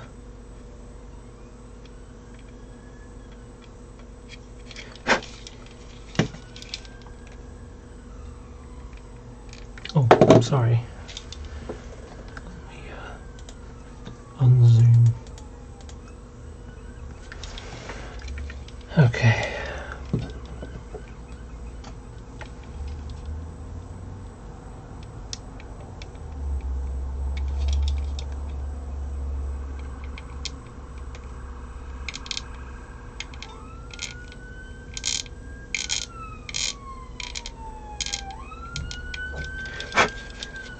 Gotta be very, very careful here.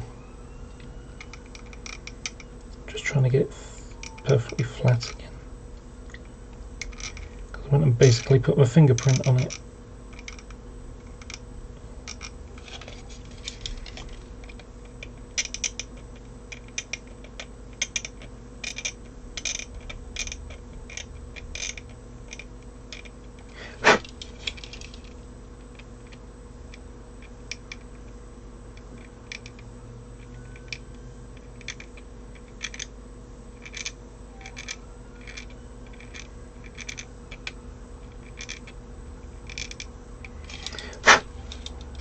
It's getting nice and flat now.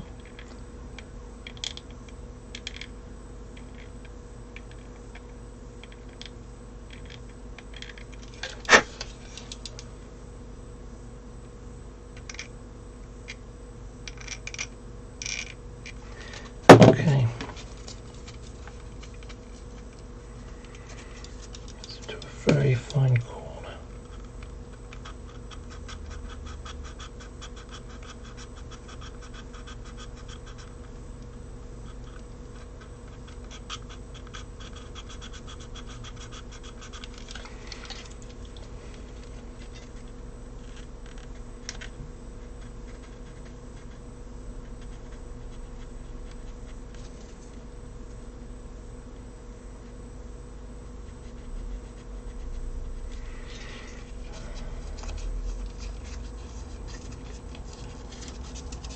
Hate it when I do things like this.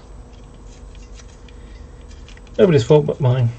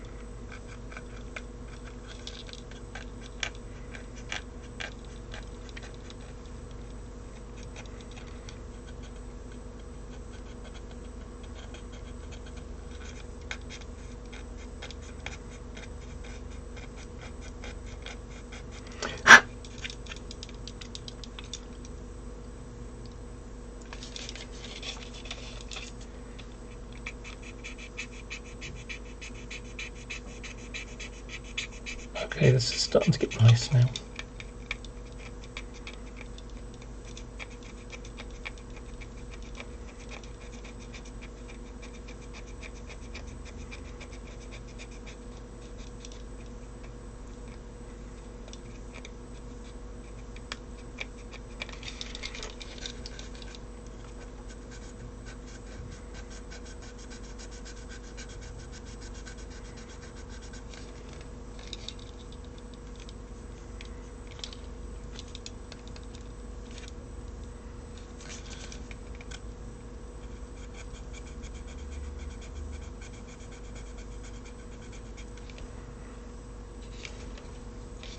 Okay.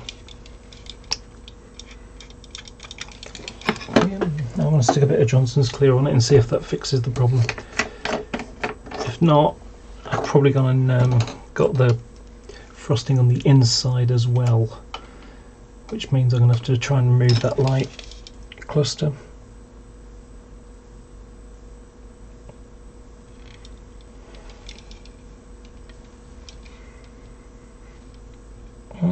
Doesn't look too bad.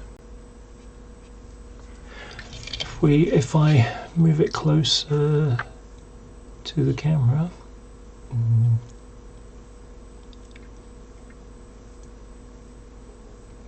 well, you can see it's kind of matching. Let me see.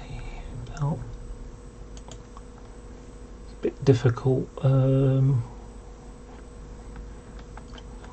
try and do something with my other hand.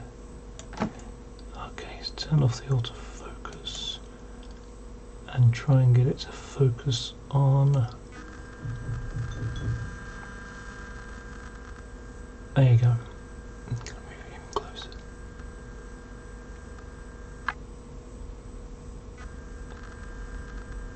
There you go. You should just be able to make it out. It doesn't look too bad. Of course, that could all have been helped if I didn't make a mistake in the first place, but these things happen. I'll see what it looks like, and if it isn't clear enough, then I'll take off the light cluster and do the inside as well.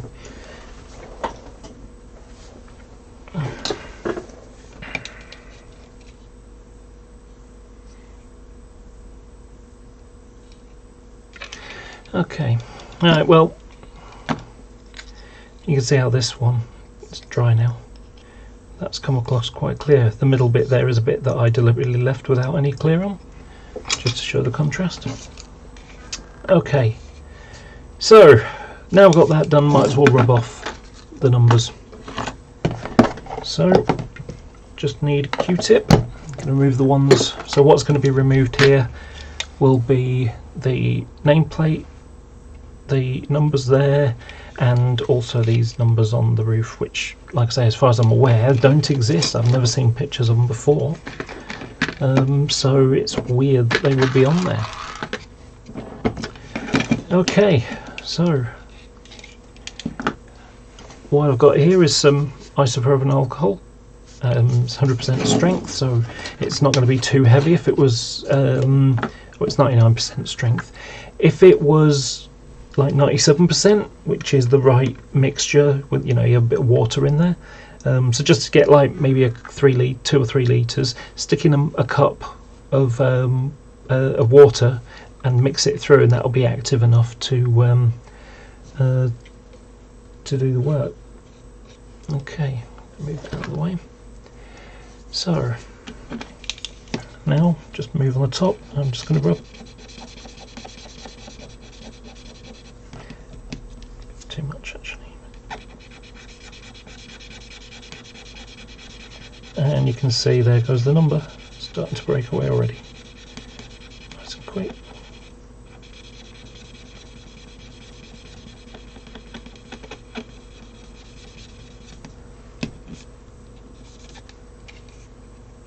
Change the angles a bit, make sure, yep, nothing there. I'll do the other side.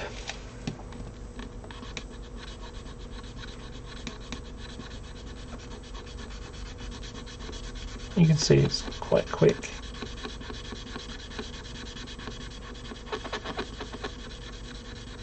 And I really enjoy renumbering. It's nice having something, you know, I mean, how many people have bought this model? Okay, so from what I've been told, Hornby or whatever, they do about 3,000 models of something. Now,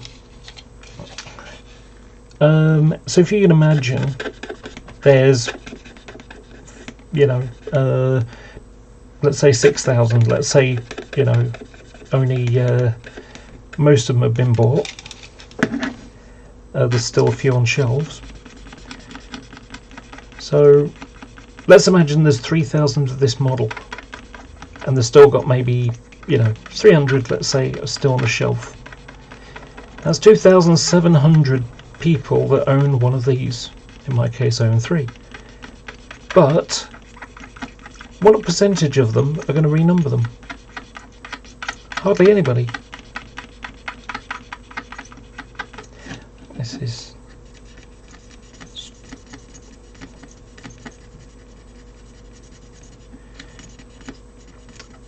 one of the aerials is here, so it's preventing me from going completely over it. Almost gone.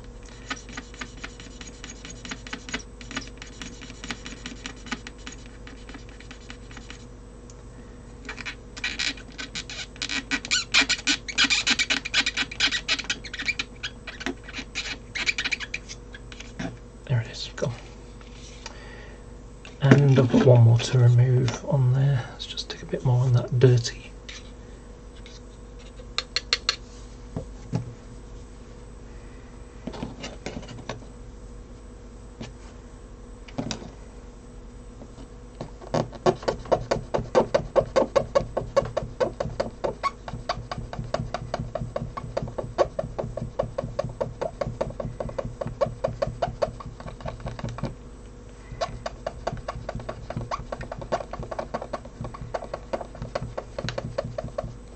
Go. Okay, so that's that one. Let me just put that off and look at the live stream. 5 people watching at 1 o'clock in the morning. That's just so I don't end up getting fingers all over the dirty end.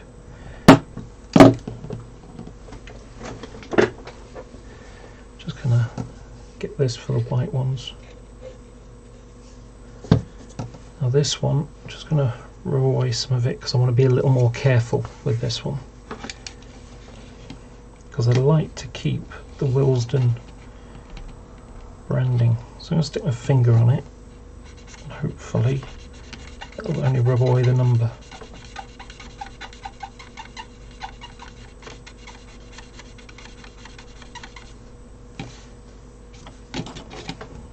No, not that one off as well. Oh well, no matter. Looks like I'm going to struggle to keep that one.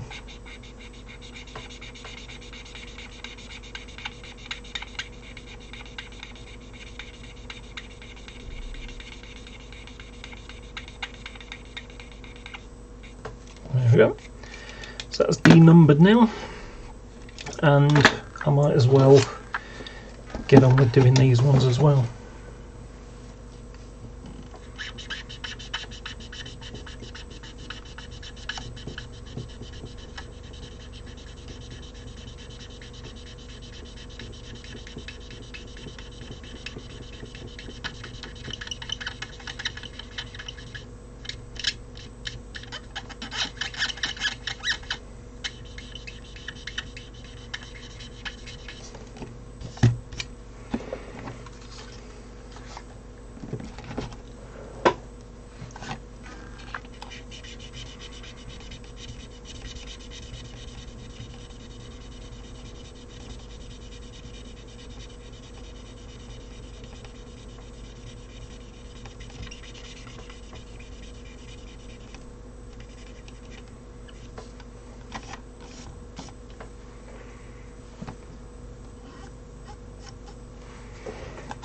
Okay, that's those two done. Might as well do the dark parts as well.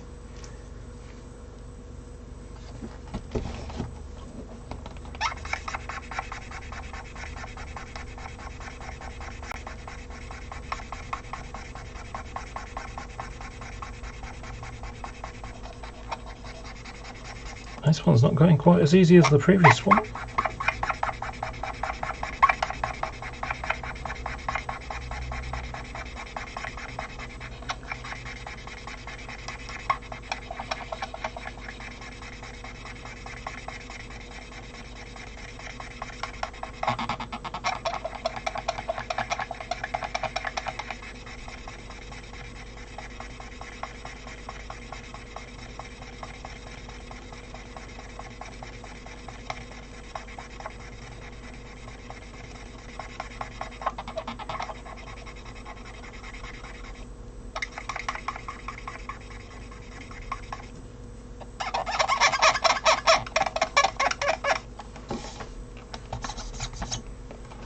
Okay, just fine.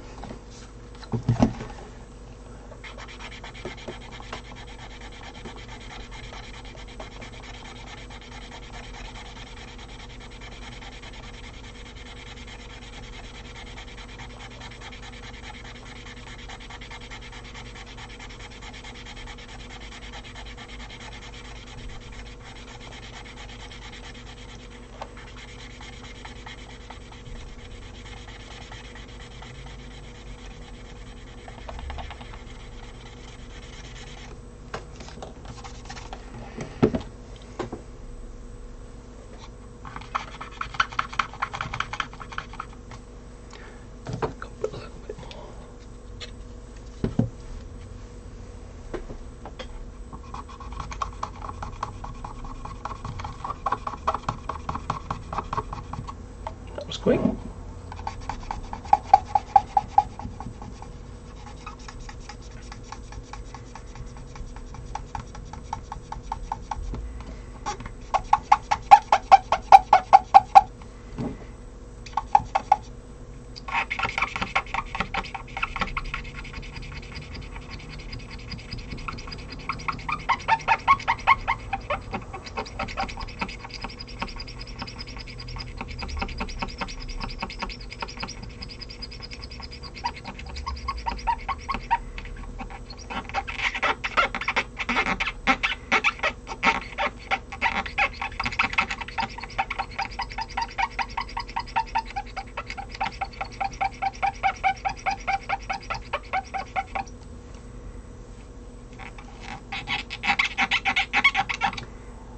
Okay.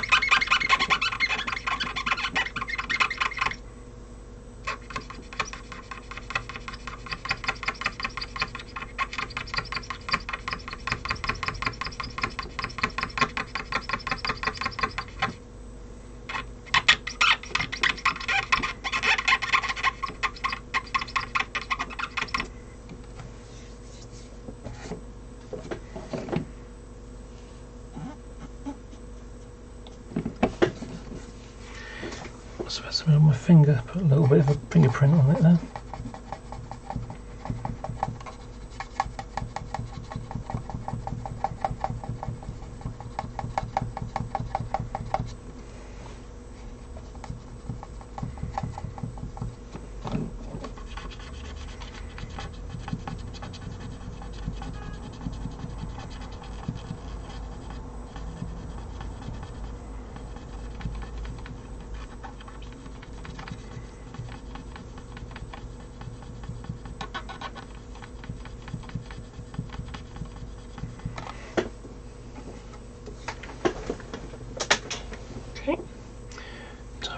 Q-tip, a new Q-tip.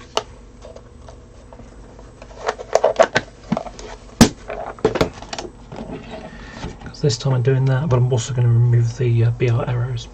I'm going to be putting an etch out on top of. There's no point in putting an etch on top of them when I can just do it one piece myself.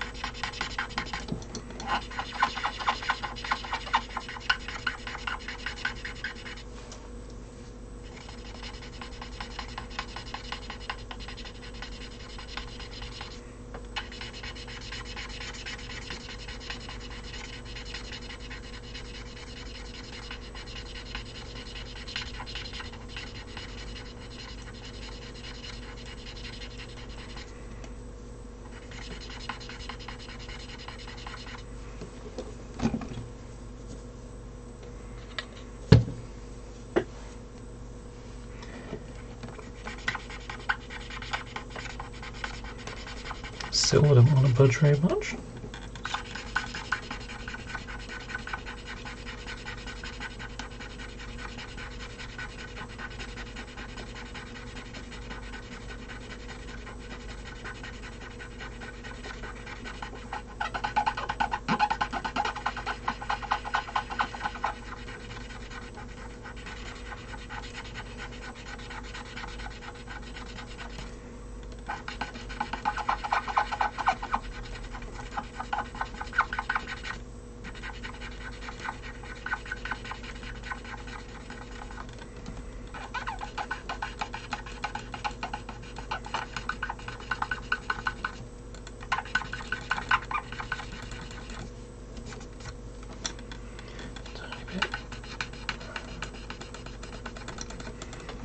Okay, that's fine.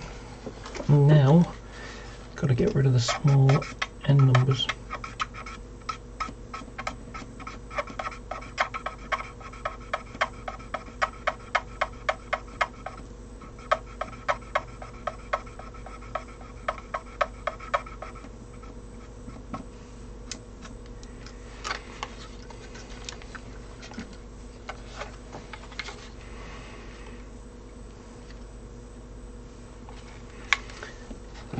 This side again.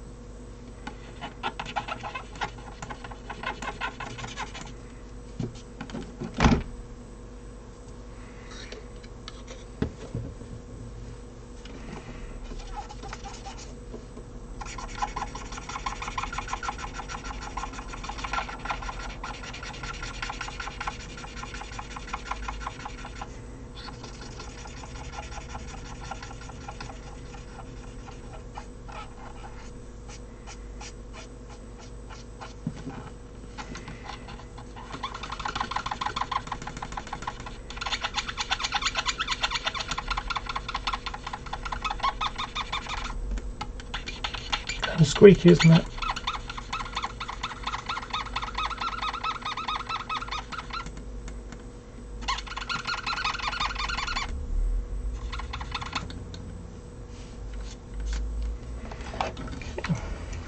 And then lastly, again, the little end numbers.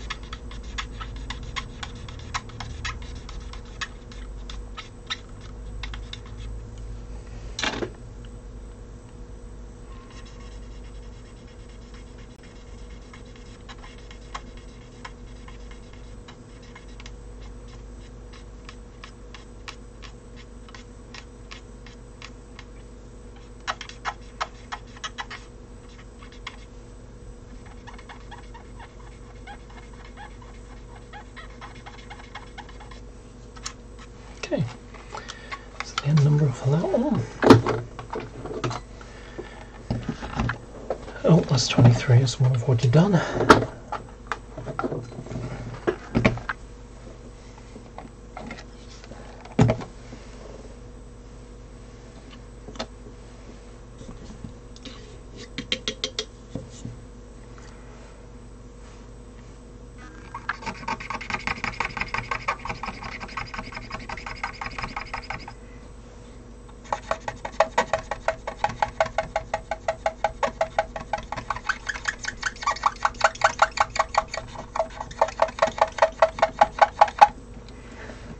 Now you might wonder why I left a bit on there.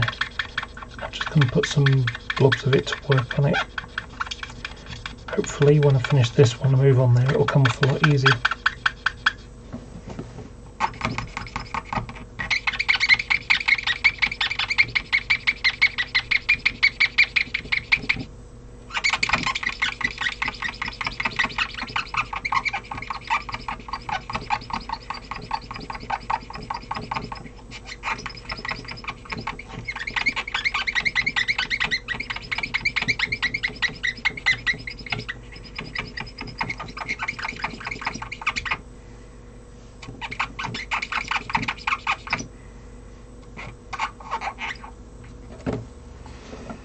Okay, I'm actually going to do the roof of this one as well, so that I don't have to use, you know, a clean one and then a dirty one and a clean one and a dirty one. So put a blobs on there.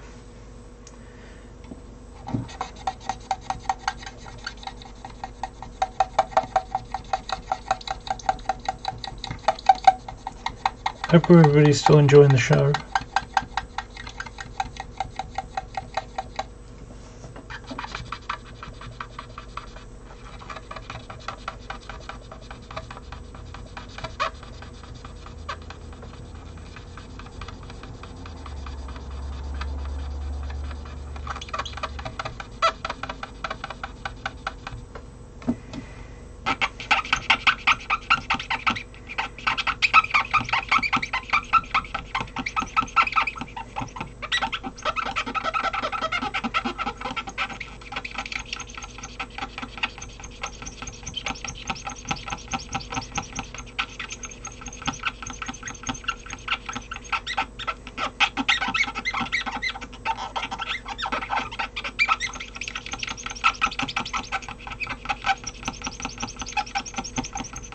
This one's really hard.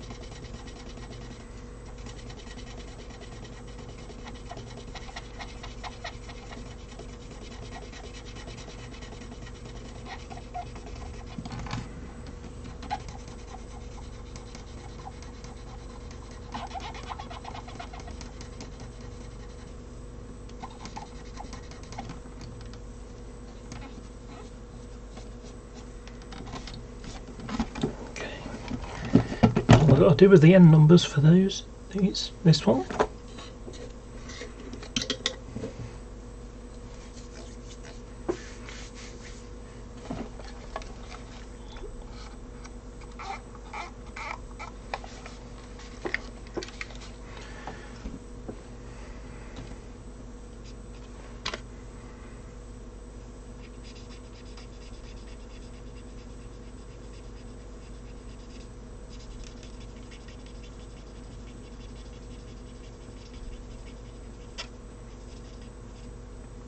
No, don't have to use T-cut. I use isopropyl alcohol. Does the same job basically, just takes that layer of paint off.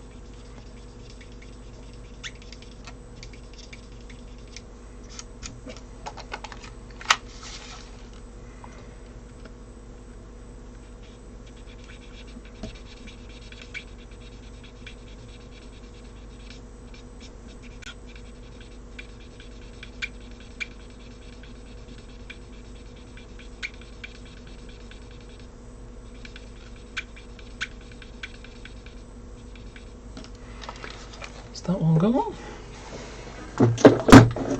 Might as well get the other one.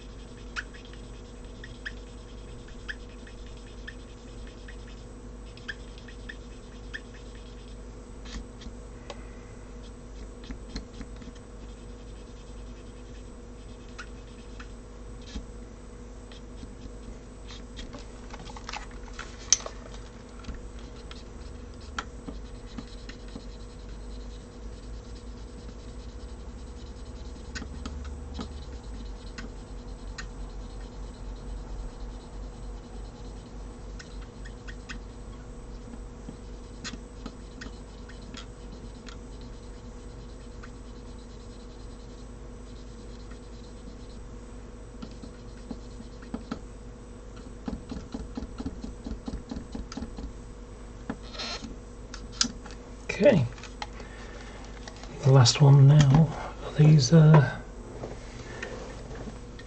ones.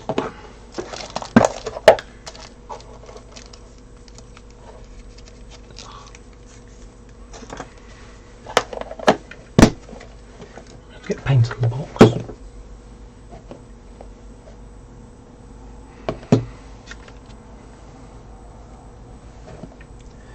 I'll let it dry and then get it.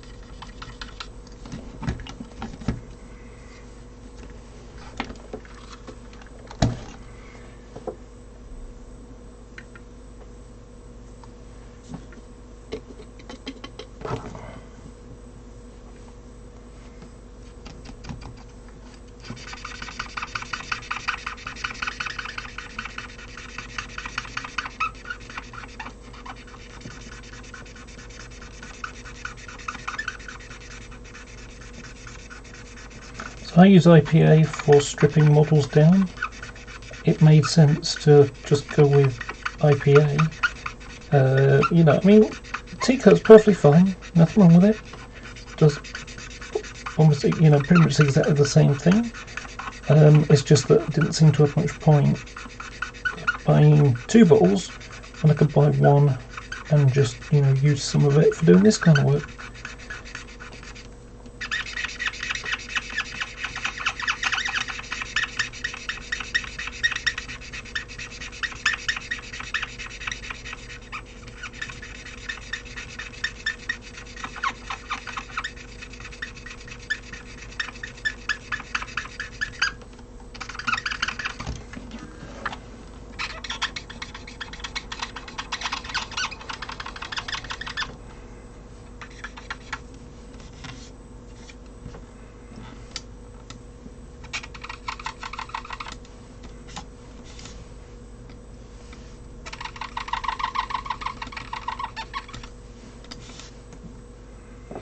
Okay, so that's all the numbers removed now. Let's just clean up that a little bit.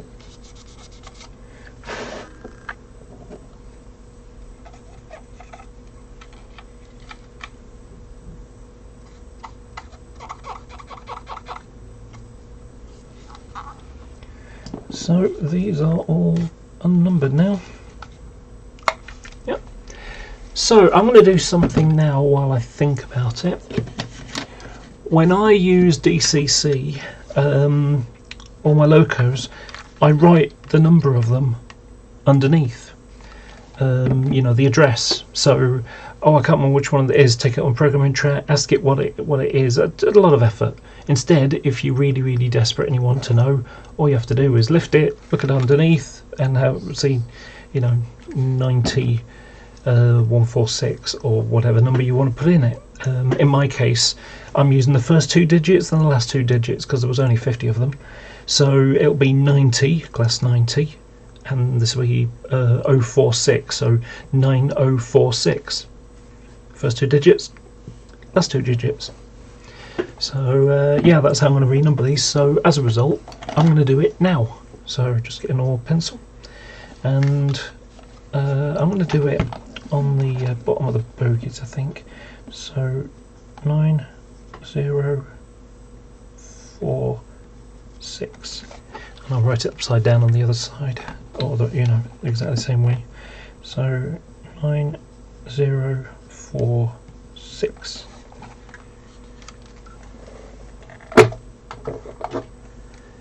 Just get a quick drink.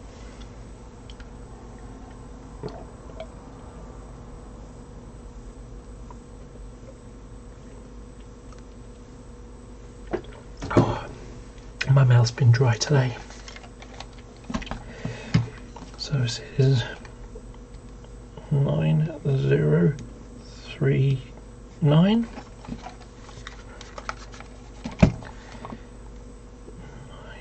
9039.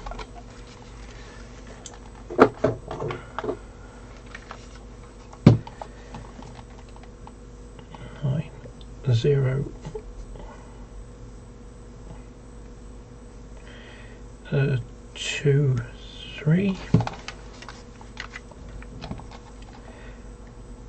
9023.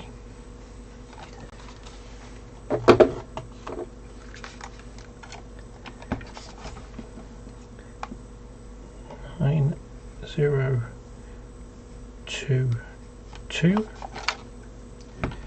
Let's just get that.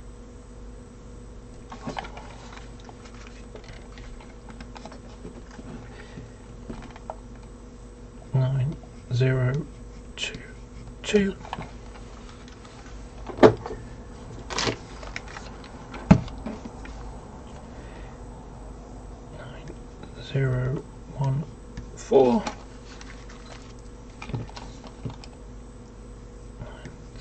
9014, and then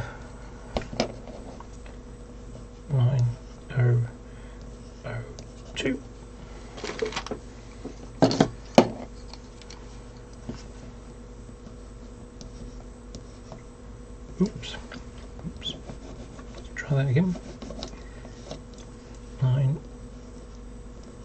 9,0,02, not 20.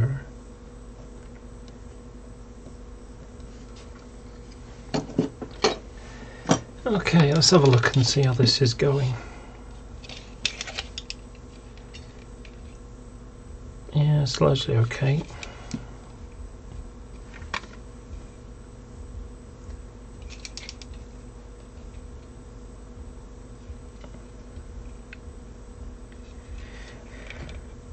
On the inside bit it's a little bit frosty. Oh well, I think it'll be fine. So this is now ready for giving an airbrushing of clear, and the nice thing is that this stuff is already is the right mixture, so I don't have to add any water or anything. I can just spray it straight on and it will be good. So I tend to hold it like that with the gloves on and then spray, but then it'll be ready to put decals on. So I'm going to go and spray this. We'll be back in a couple of minutes, and we'll then leave it to dry, and while that's drying they can I can be disassembling these other ones here. So back in a couple of moments. Don't go anywhere.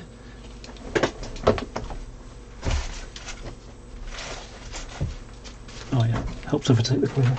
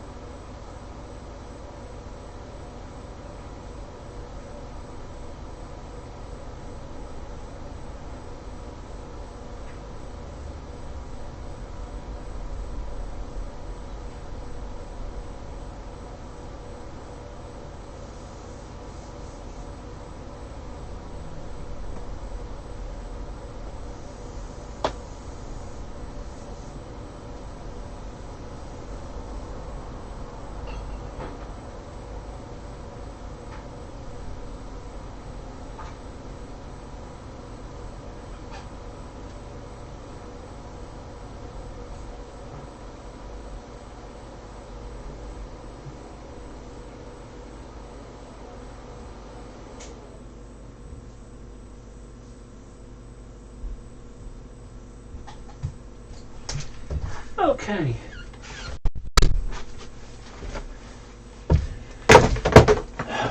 Right, okay, so that's that one ready. So now I've got to disassemble the other ones. So let's just drop that. Was it that way?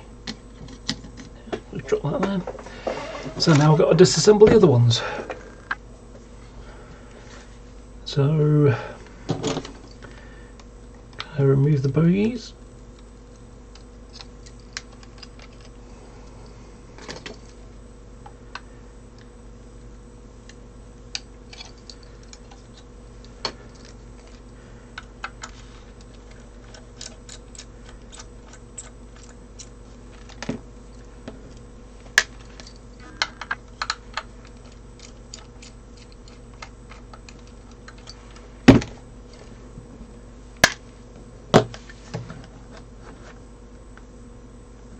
Thanks for bearing with me, the people watching.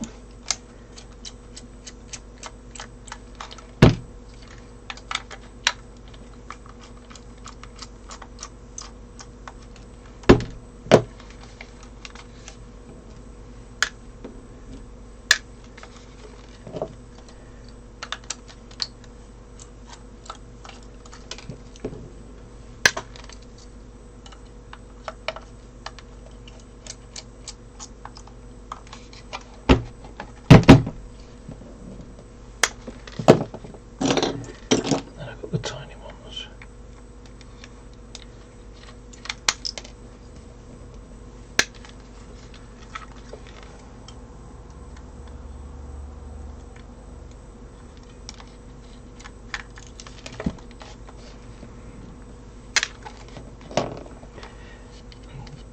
This will now pop off.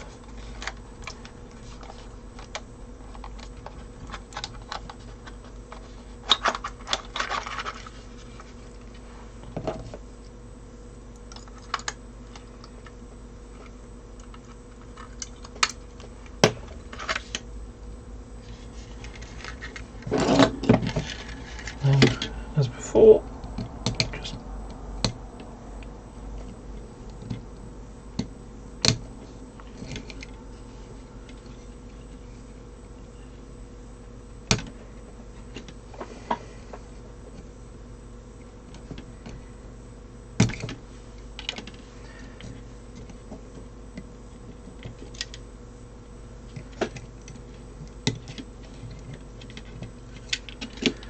there you go.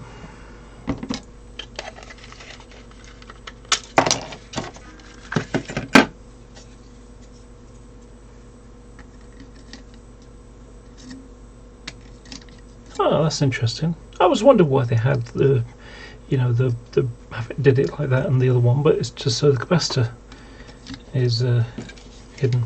Okay, so as happened before, gotta do the windows.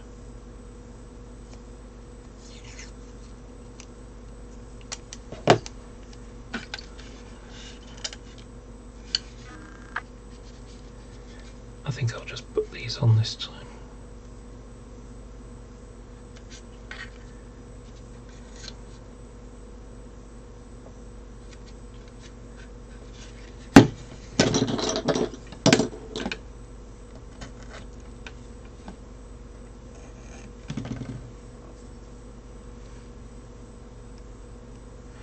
Oh, not really enough there this time.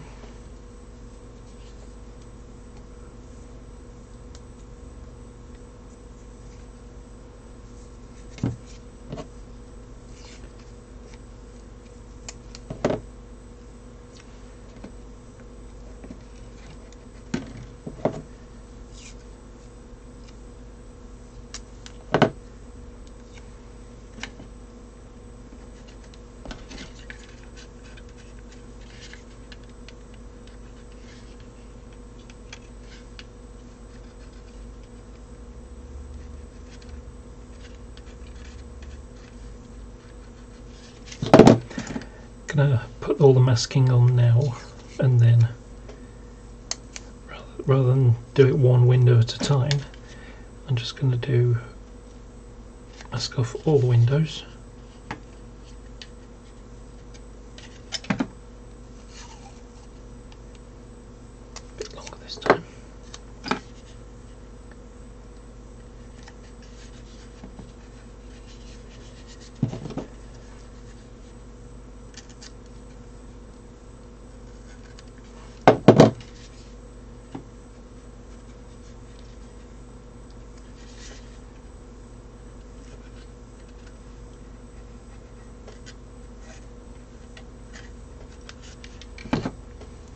do the body side ones first, and then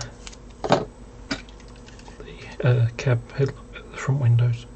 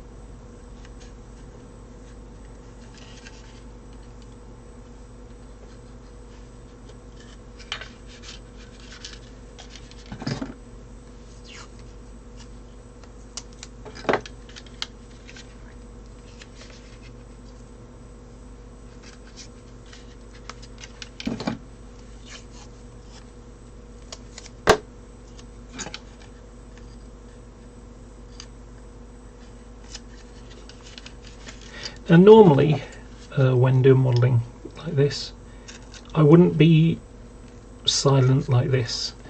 I'd be listening to a movie or even a podcast or something, or a hangout, you know. But so yeah, I'd normally be doing that kind of thing rather than sitting here in silence. Okay, so let's just keep hold of it.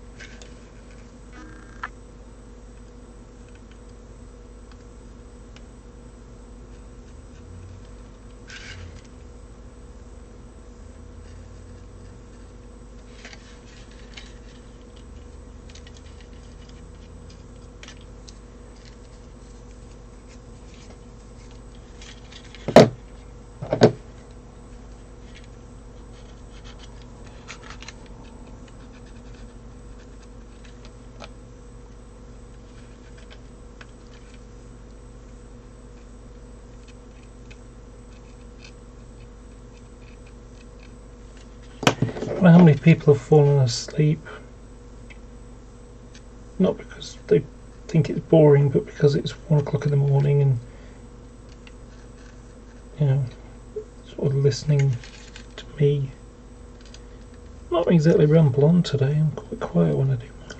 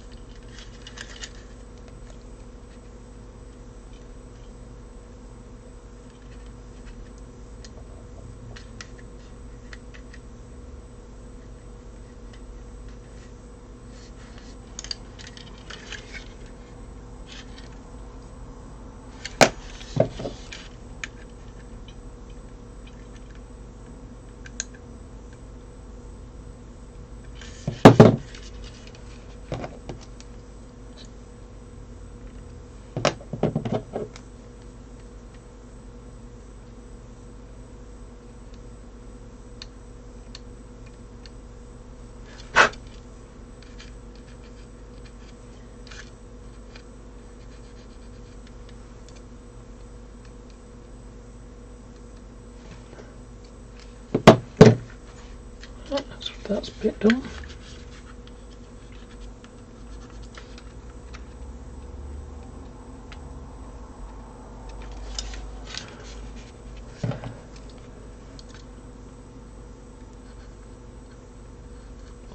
So elsewhere on my channel I've got a video where I do some coaches, and rather than having to do all this work, you know, I tend to do it more on with locos in this way, because people focus more on the locos, whereas coaches, they don't worry quite as much.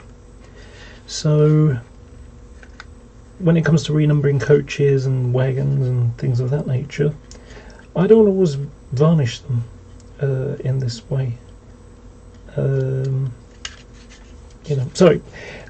I would do is I would paint the gloss varnish before I put the transfers on, and then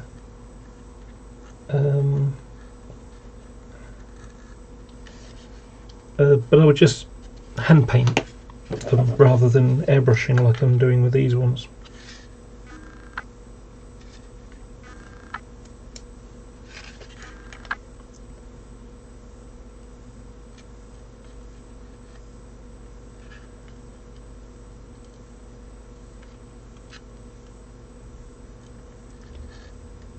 So the masking is a lot less glorious on other stock than it is on locos, and as I said, it's because people focus on the locos more.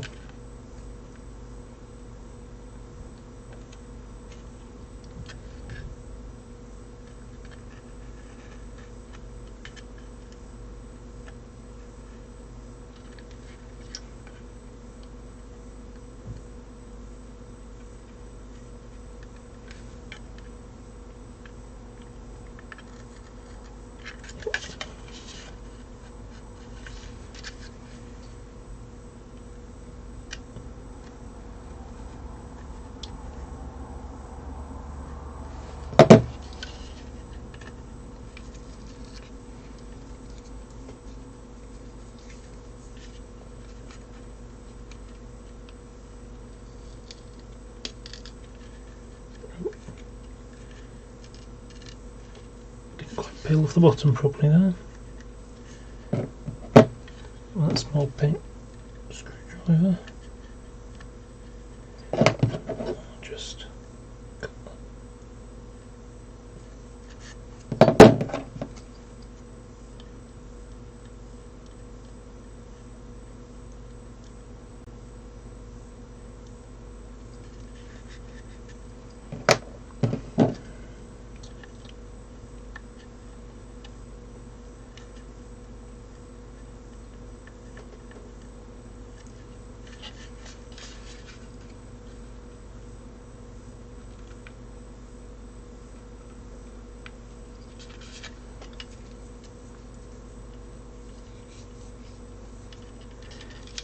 Okay.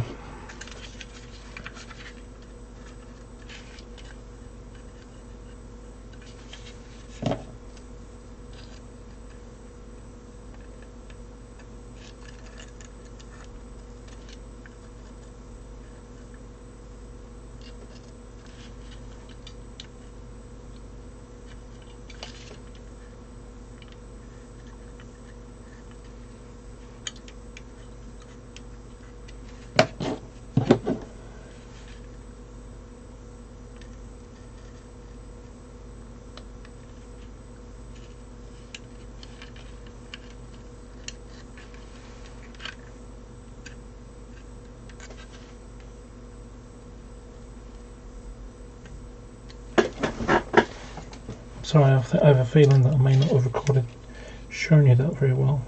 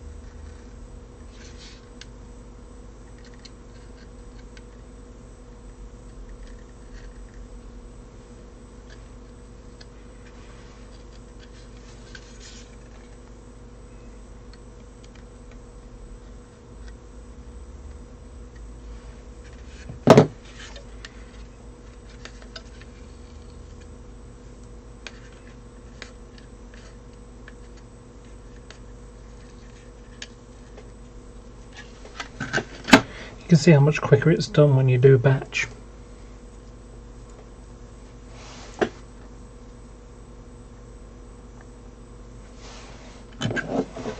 Okay.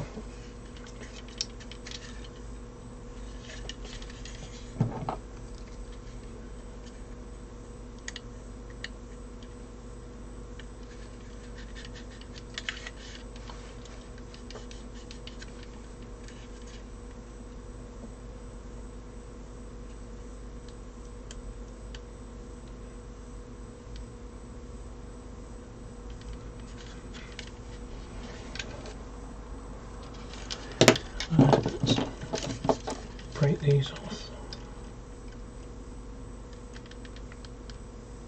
Because I'll be using much finer wire when I reinstate them.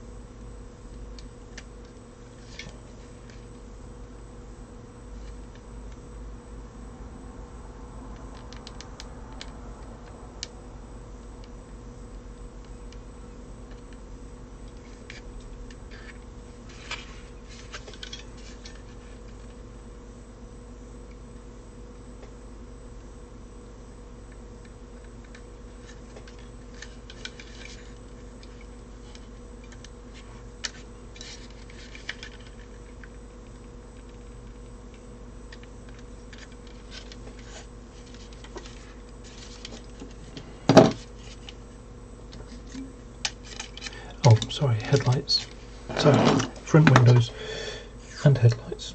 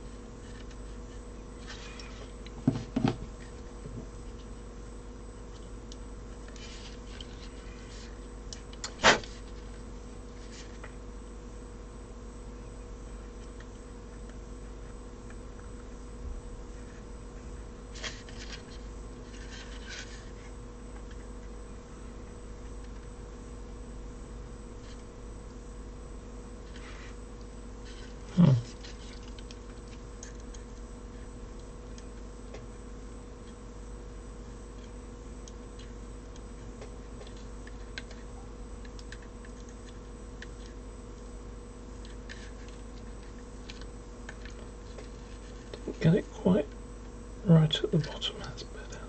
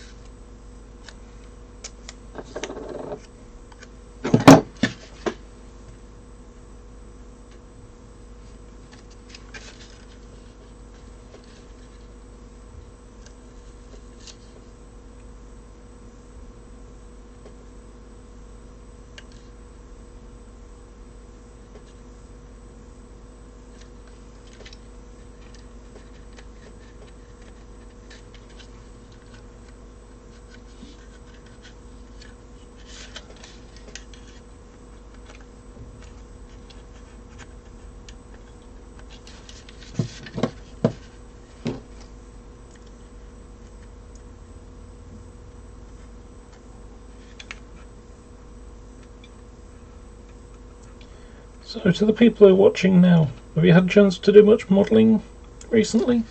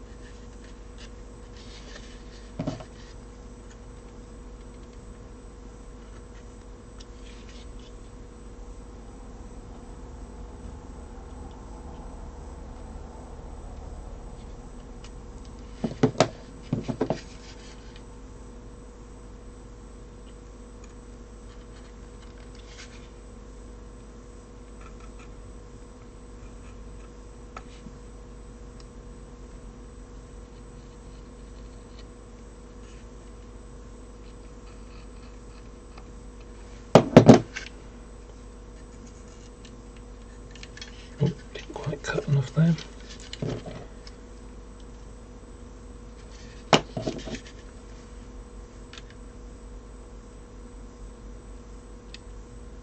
There it is.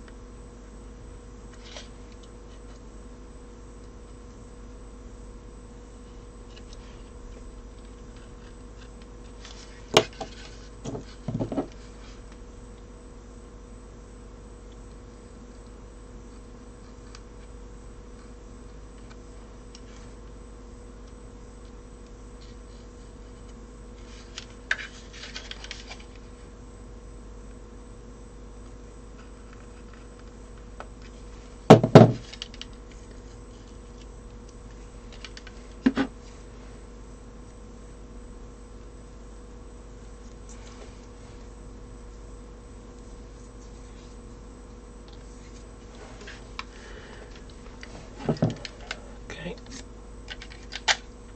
that's one done. So let's go on. Give me a second. Let's go and see if the varnished one is dry yet.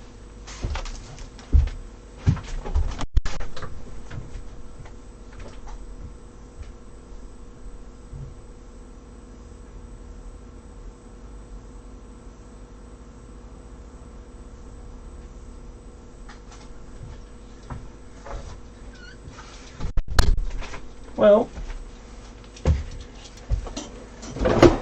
okay. Well, it's varnished, but it's a little bit tacky at the moment still. So I'm going to leave that there for a little, for a little while longer. Let's get the next one open. Ready.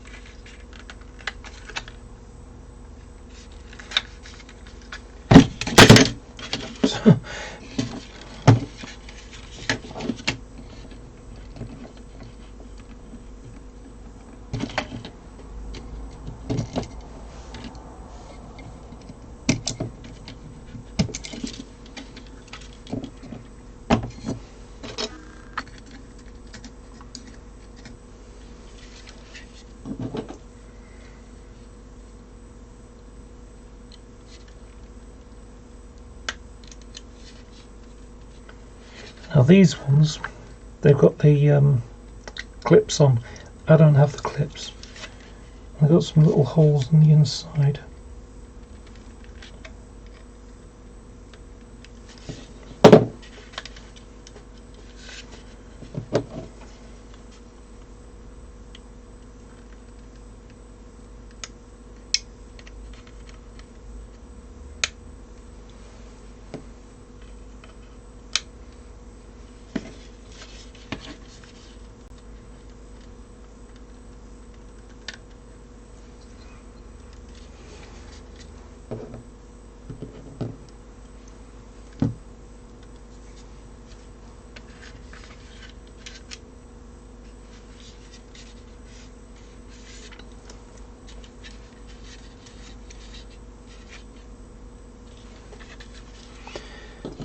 Okay, same with the other end. Just remove the TDM cables from the orange piece.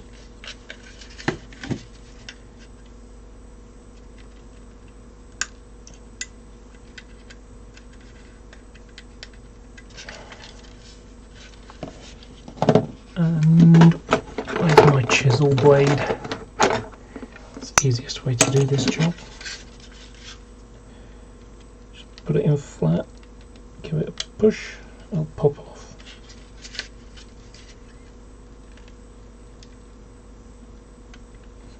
Okay.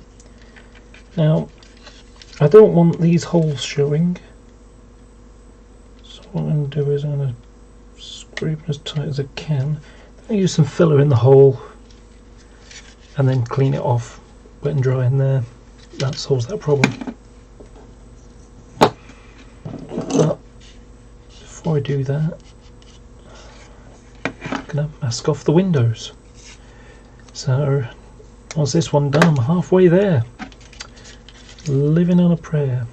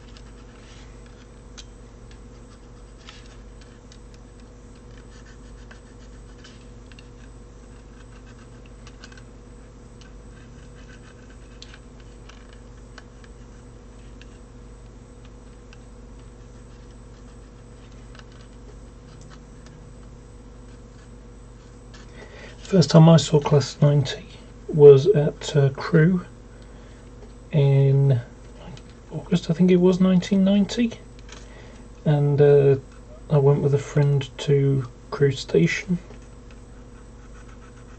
And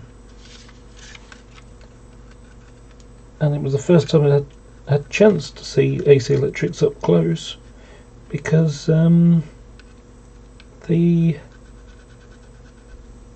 the only, I think I'd seen about 3 or 4 up until that time when I was going to boarding school, and you know, you go into Birmingham New Street, so we're going from Doncaster to Devon, to Doncaster to Exeter on HST via Gloucester, which doesn't seem to happen anymore. Well, certainly not by HST anyway. But yeah, I'd go in and then the train would turn around at Gloucester, and so I would, you know, maybe get to see across the station in 86 or 87, and eventually in 90, because I started in 1988.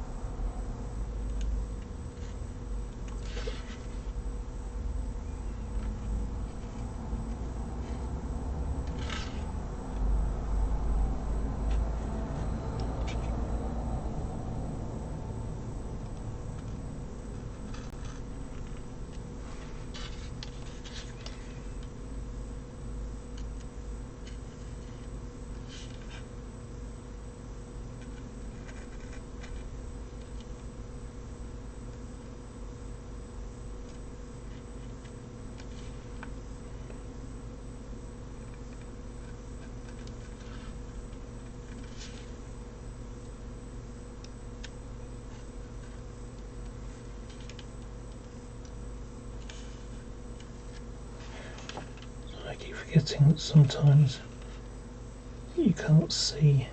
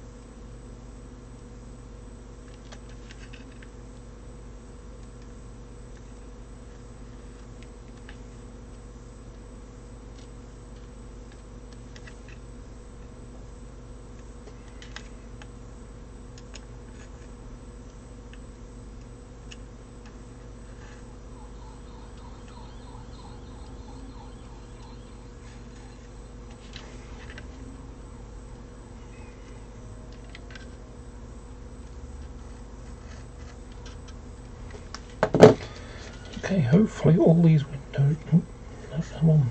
Oh, yeah, I've done that, but not done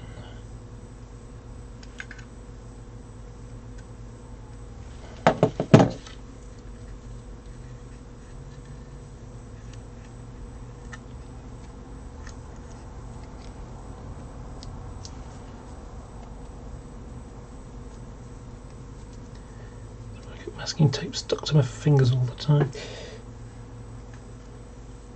That wasn't right.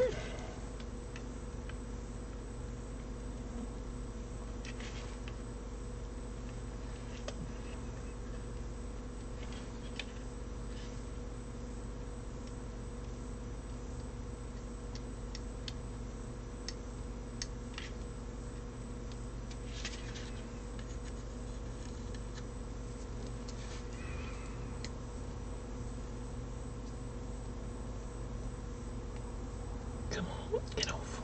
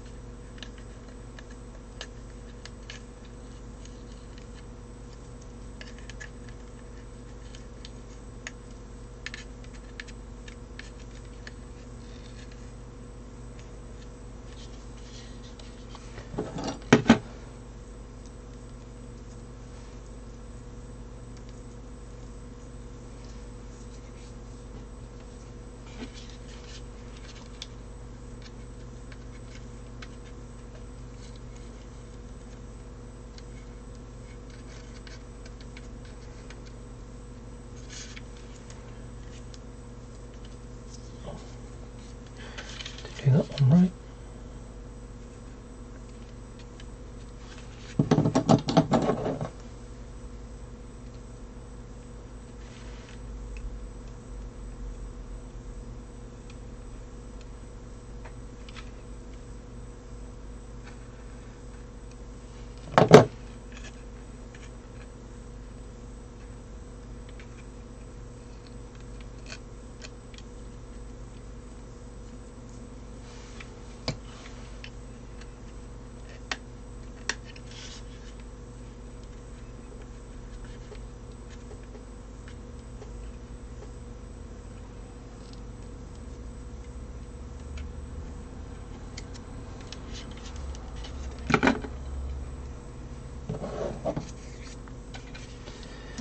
Right, that's 3 done.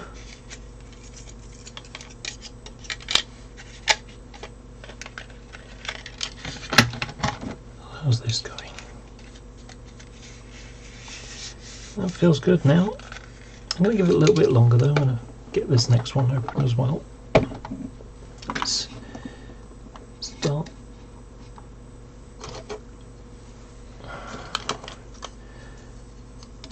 It'll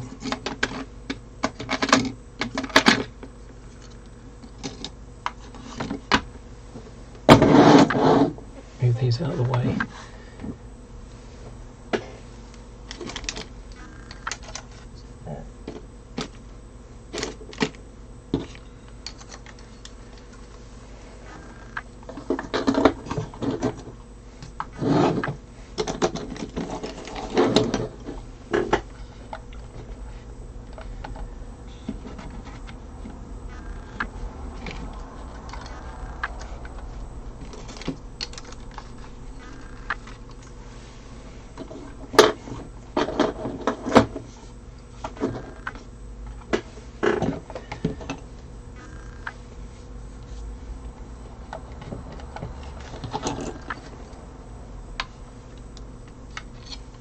So this is the first one I've got. You'll see the decoder inside this one.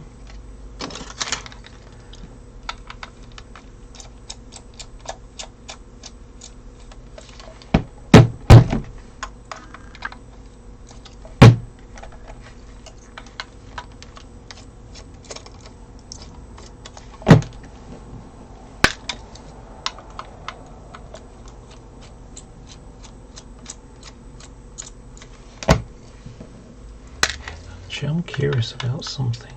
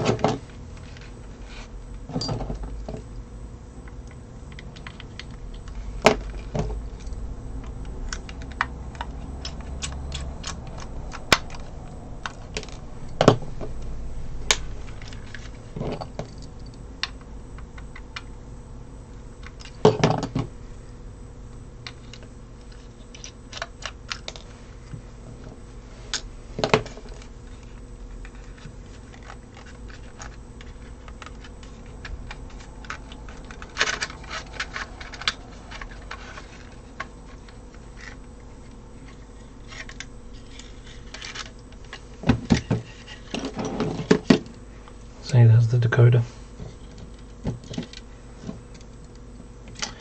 And in the next week, I think it's a week, maybe 2, I will buy the other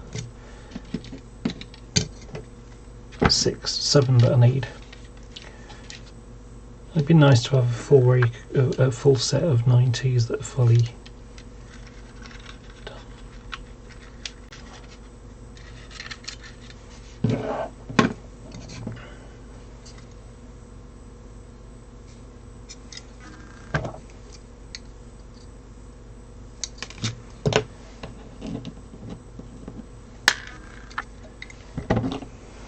Okay.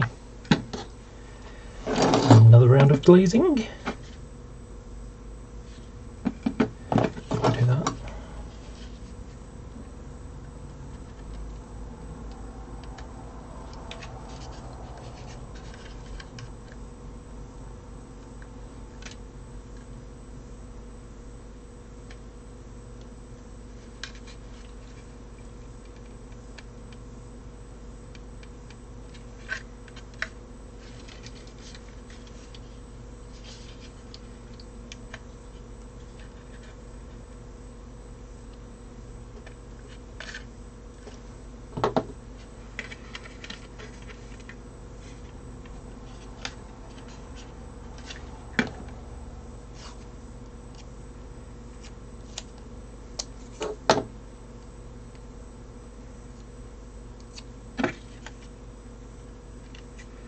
I know this is a little bit boring, just going on and on with this, but it looks so much better when it's finished.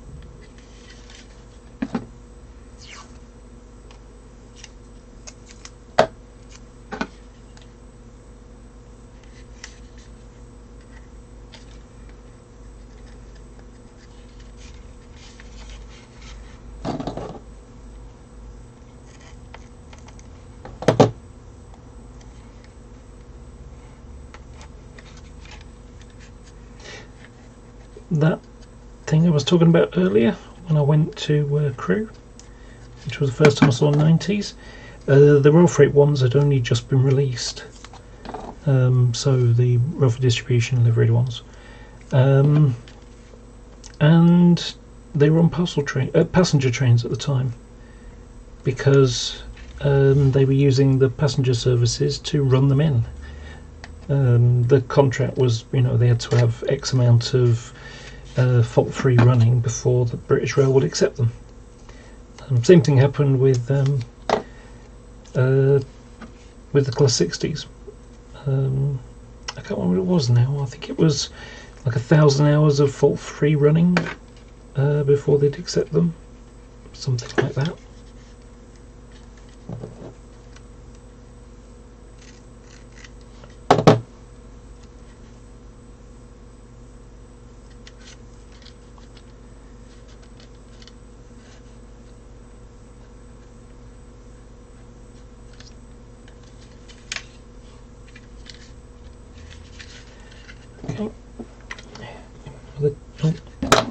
Mr. Window.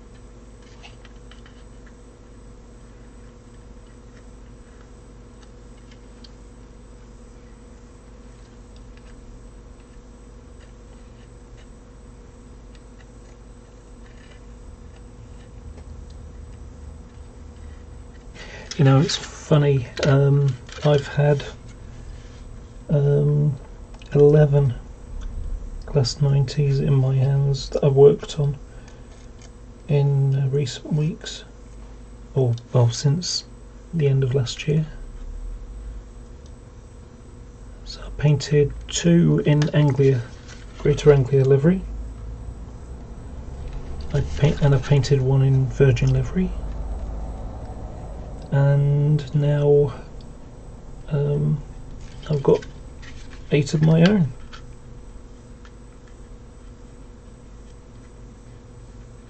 Of course, the work I'm doing here is a bit more than just a paint job,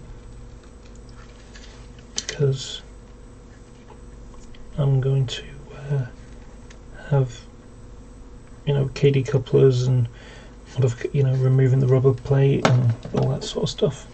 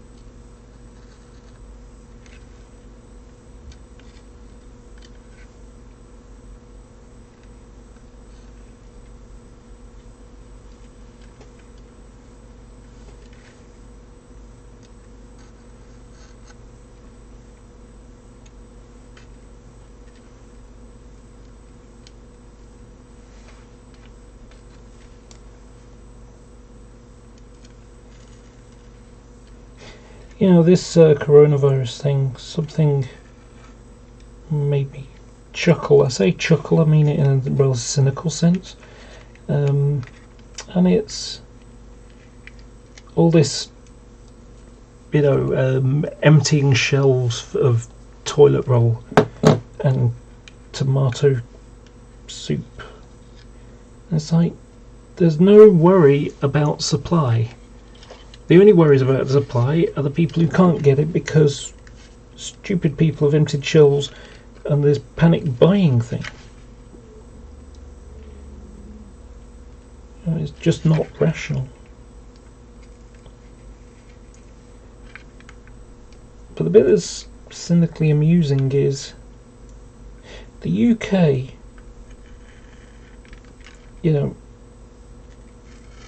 so toilet roll can help you if you've got the runs, but what really runs the country, the UK, is tea.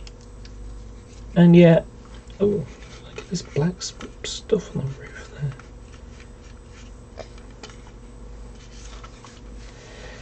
there. But yeah, so what really makes the country run is tea, and yet the tea shelf seems to be perfectly fine.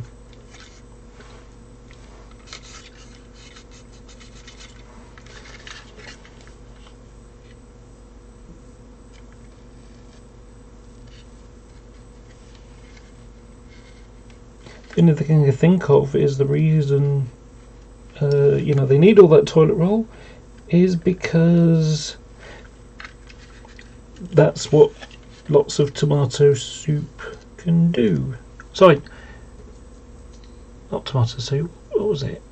Yeah, tomatoes. Sure, it was tomatoes that.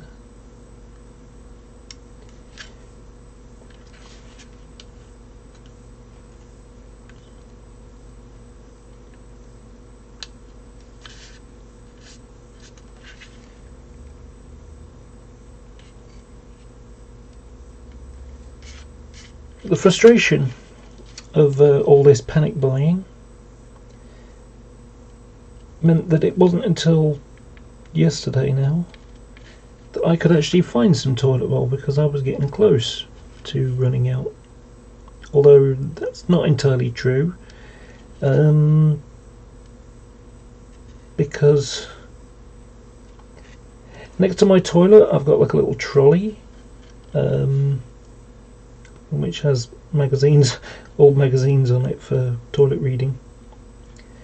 But on the bottom shelf I've got a big plastic tub which I keep certain toiletries in that I don't use all the time. So things like sun cream, suntan lotion type stuff. But I've also got some, razors, blades, and other things. Plus a bunch of those humidifier, one of those things that filter to take the water in a room and take it away. Live in a block of flats, I do have a problem with condensation in my bathroom because the people who designed this thing in the 60s didn't anticipate the idea of like condensation, so as a result it gets a bit icky in there. And I've kind of done the best I can, but it's difficult to keep it out. Anyway, so what happened was I was in, sat on the loo, and only had one and about a quarter of a roll left, and then I realised that the trolley pushed away from the wall a little bit, so I pulled at the trolley. And behind it, I discovered an extra toilet roll that I didn't know I had.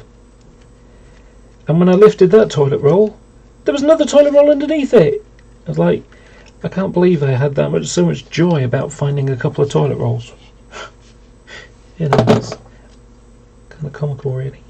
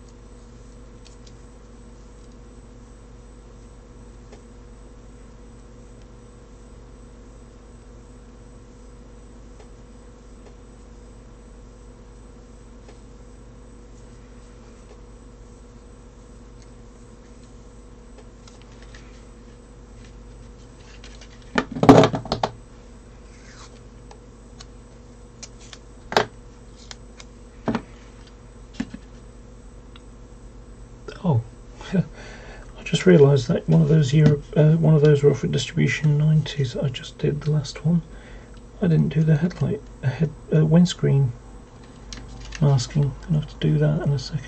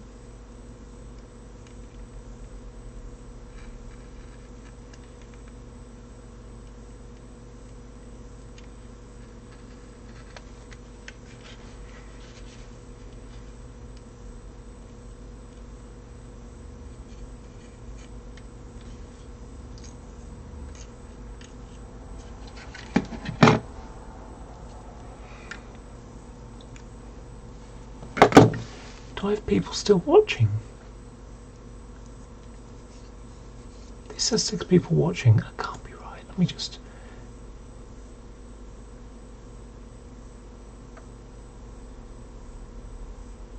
Well, 6 people are still watching apparently.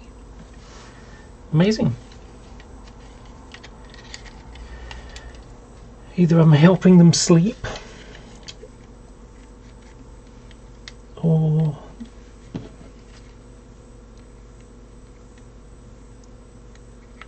there's not much else to do. Can't imagine me just doing this repetitively will keep anybody excited. Yeah, I didn't put any of the glazing on this.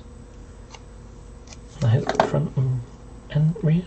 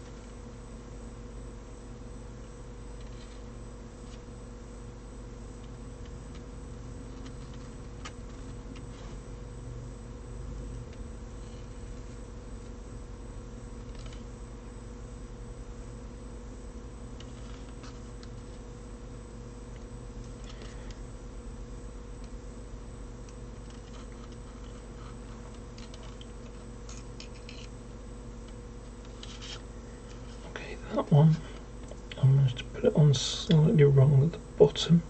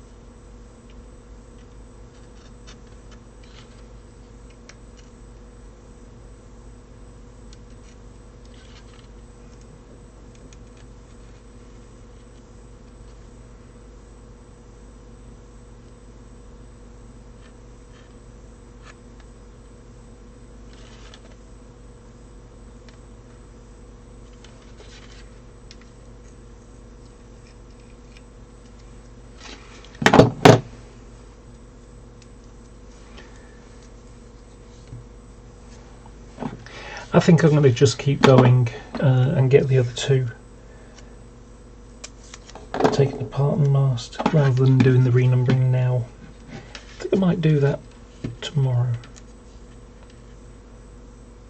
Get these masked. I still need to do all the wind headlights, which I forgot about until just a moment ago.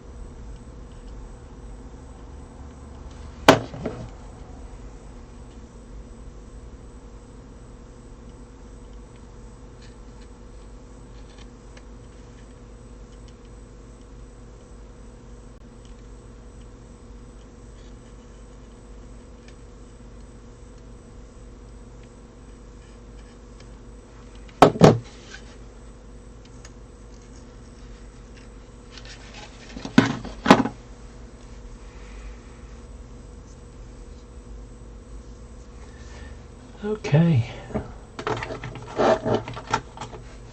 that's 4 done.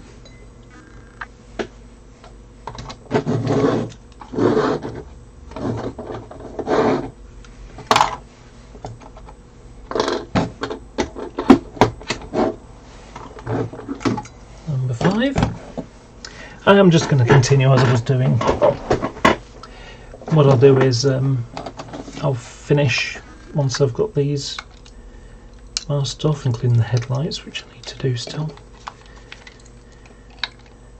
In fact, you know what, if I'm going to do the headlights, I'll do them now.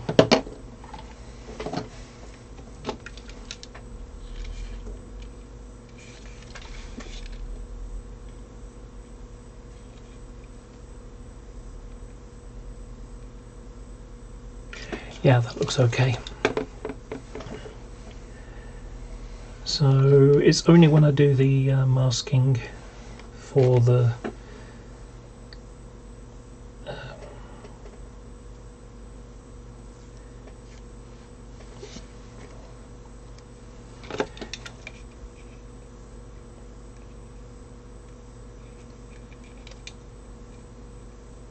final coat that really matters.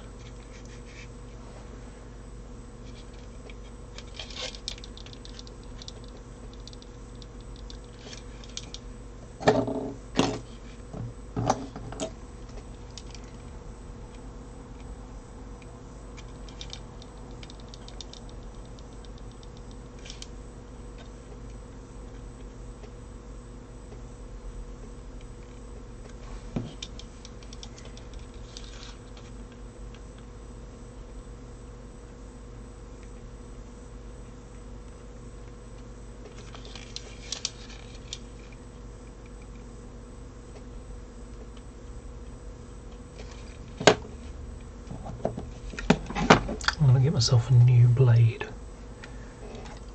I do with the rest of them. There they are.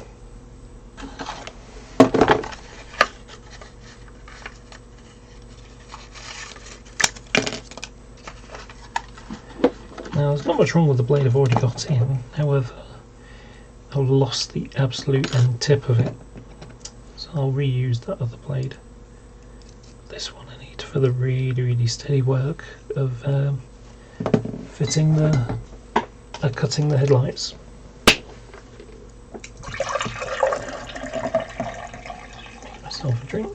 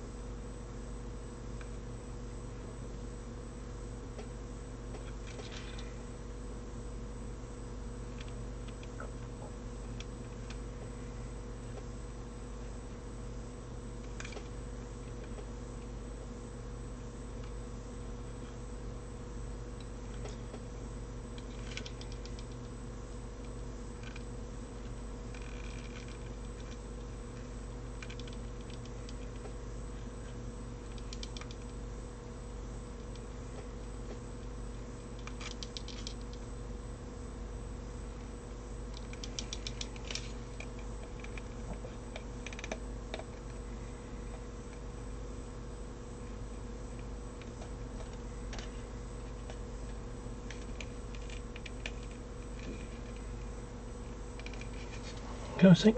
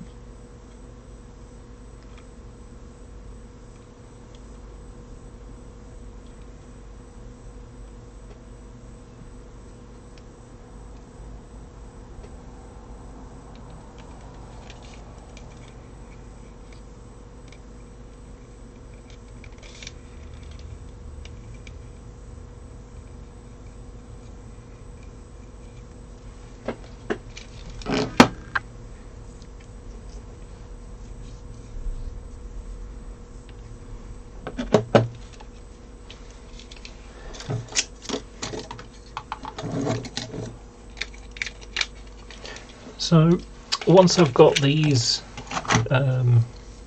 sorted out,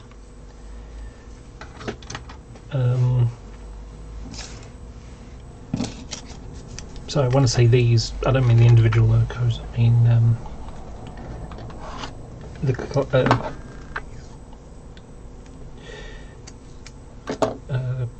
yeah, what they are individual locos actually. So once I've got these all finished, I can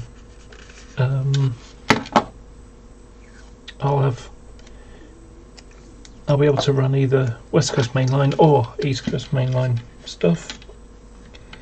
So when I build the layout, it's going to be based upon the East Coast Mainline and the sort of Doncaster Leeds kind of an area.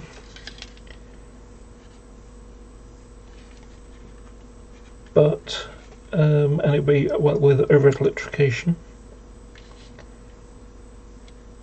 and then when I've got the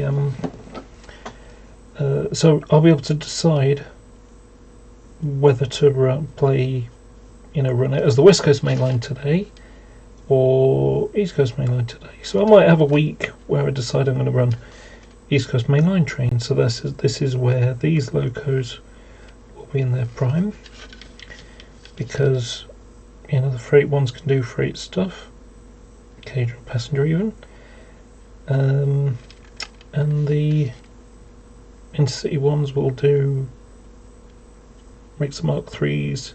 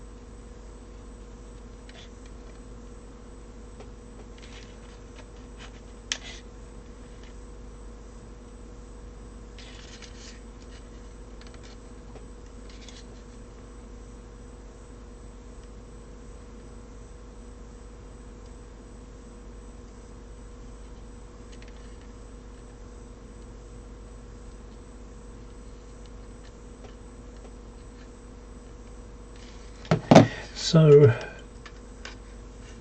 as I was saying, concentrating before. So when I'm running a West Coast Mainline setup, I'll be able to use the two freight ones and the two intercity ones as what they are.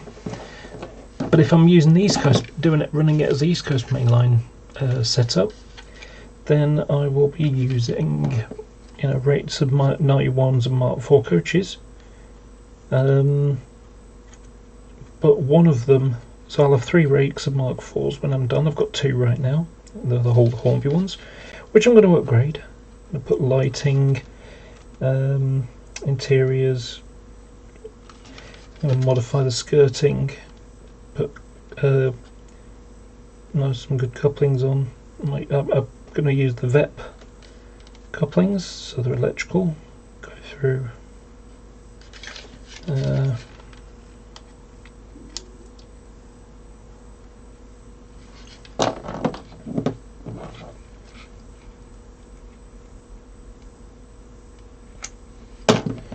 so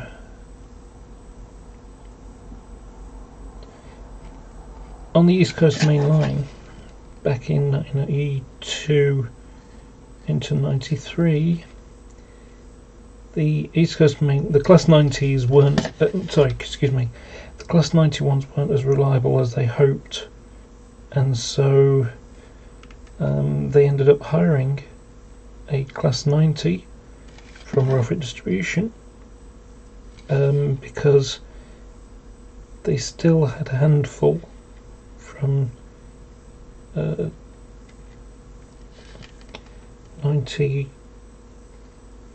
021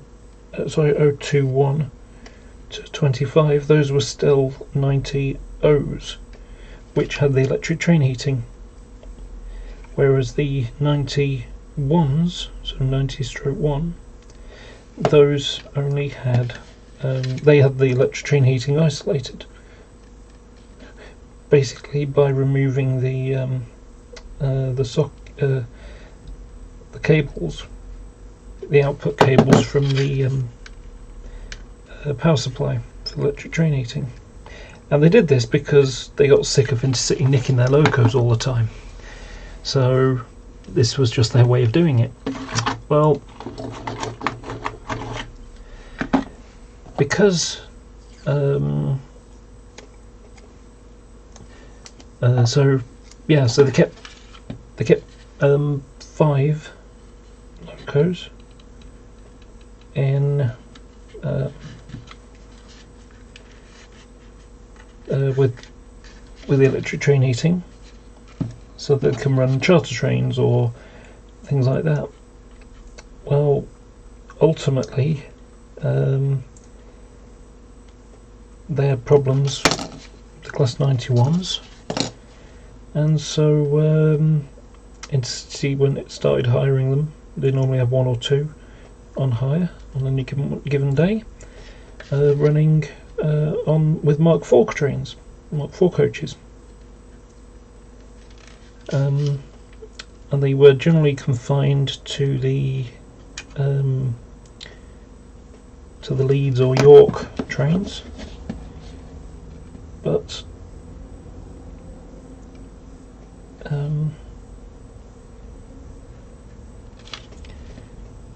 so yeah, that's the way it went.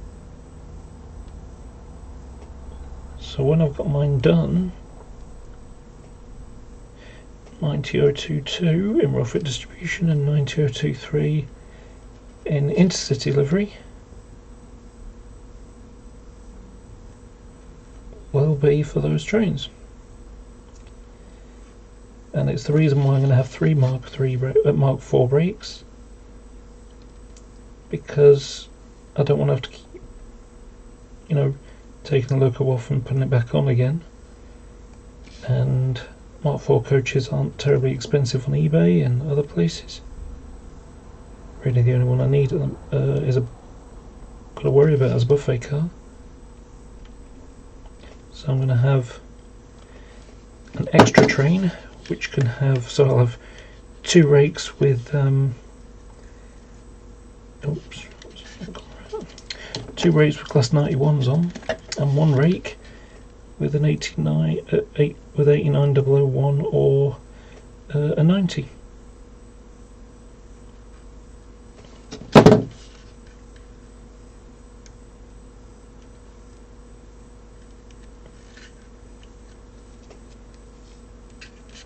So that's my plan.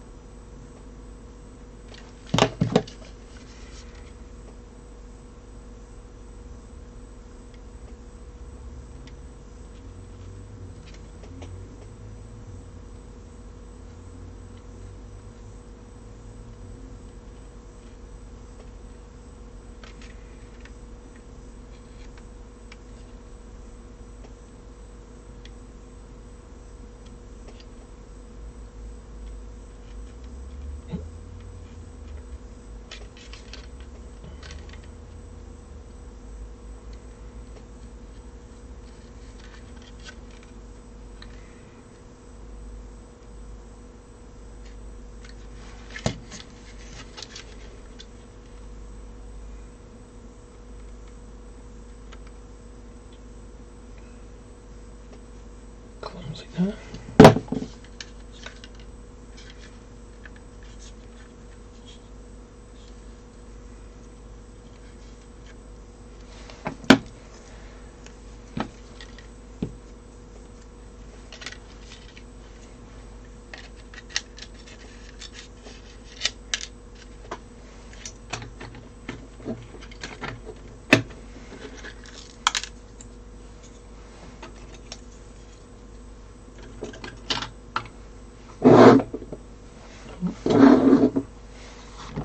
Okay, so all the headlights done now as well.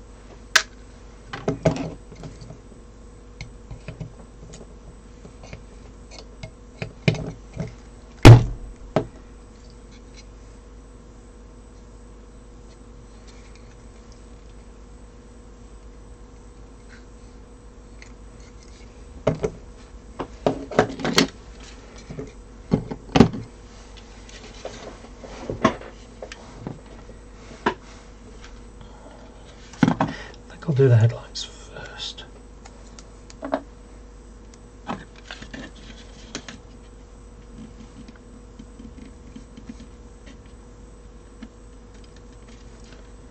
Oh, haven't been put in very well.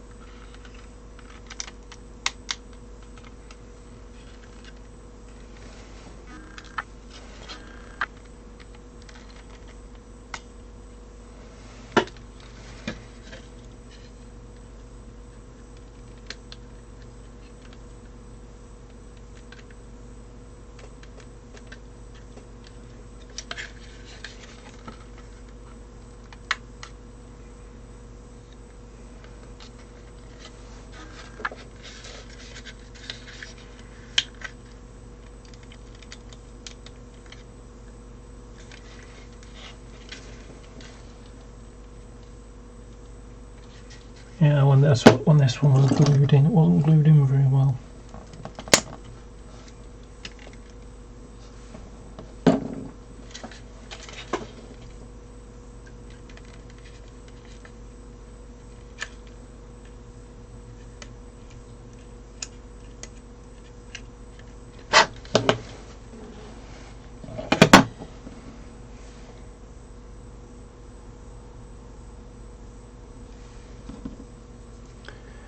Right, this is where we've got to be very, very careful.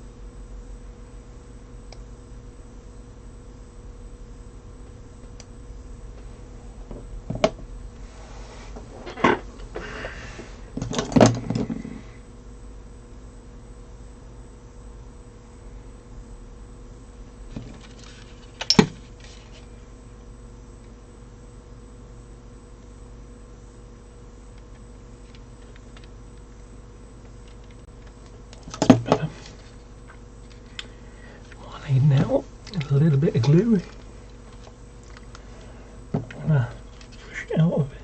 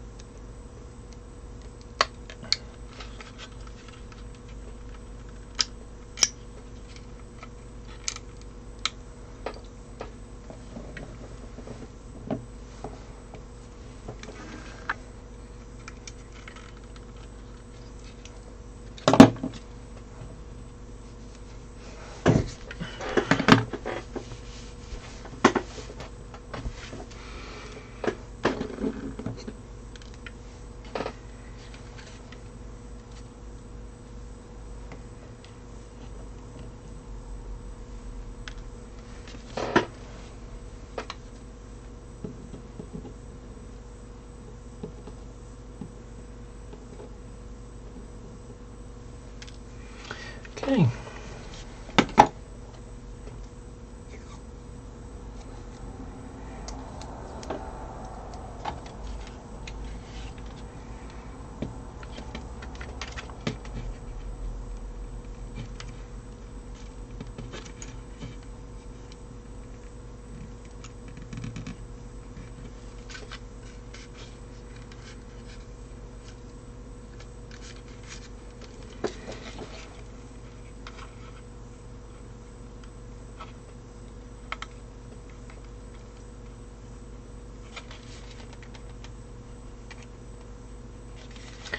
Apologise for not talking very much. I tend to, I'll do it more likely if I have feedback. So, if I see the live chat's doing something, then, yeah, but if not, I tend to be, I'm not very good at doing two things at once.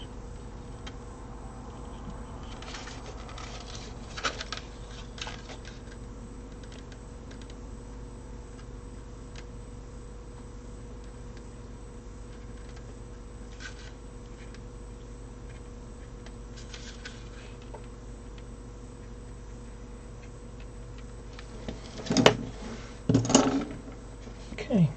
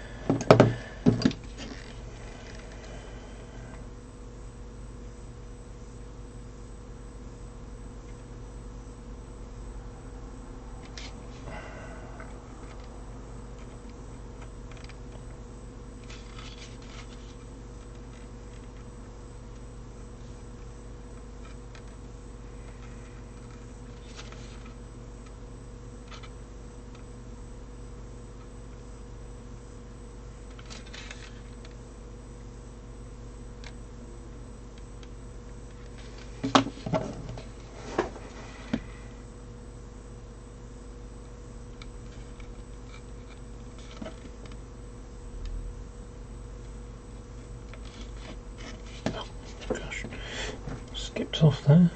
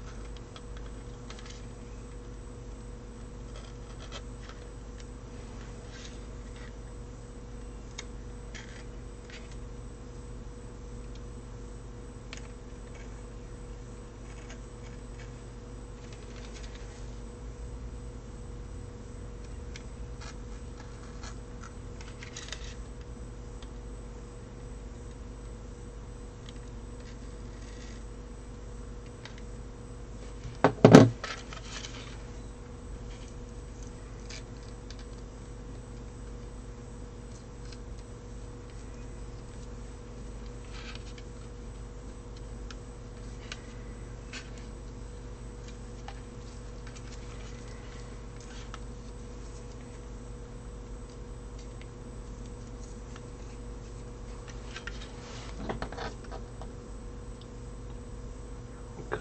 I don't know if this is still right. It says I've got 5 people watching.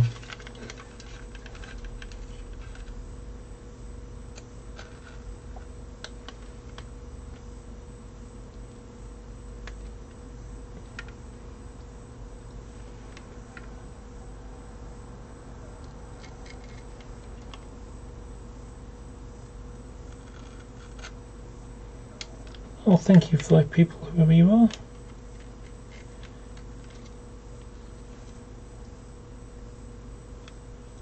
I know this is monotonous, but it's worth it when you consider what the end result will be.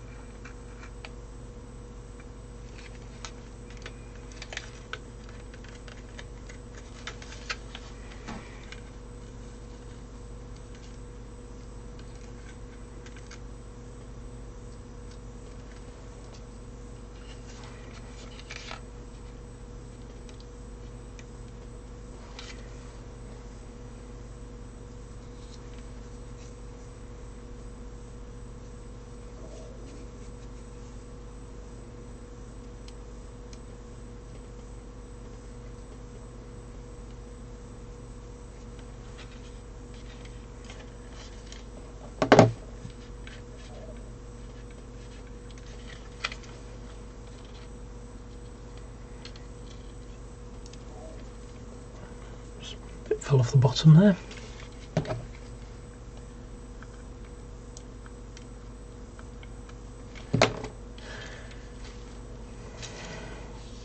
Alright, now I just need to do the 2 headlight ones, sorry, the 2 front windows, and this body will be done, and I've got 1 more to do, and then I'm going to call it a night.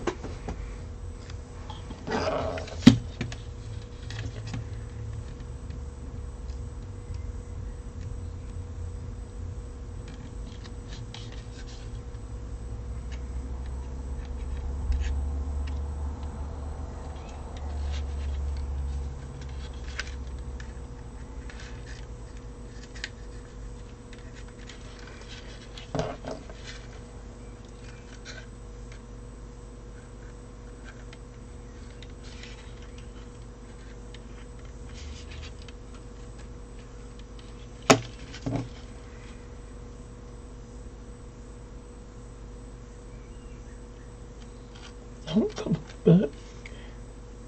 Dawn chorus going outside.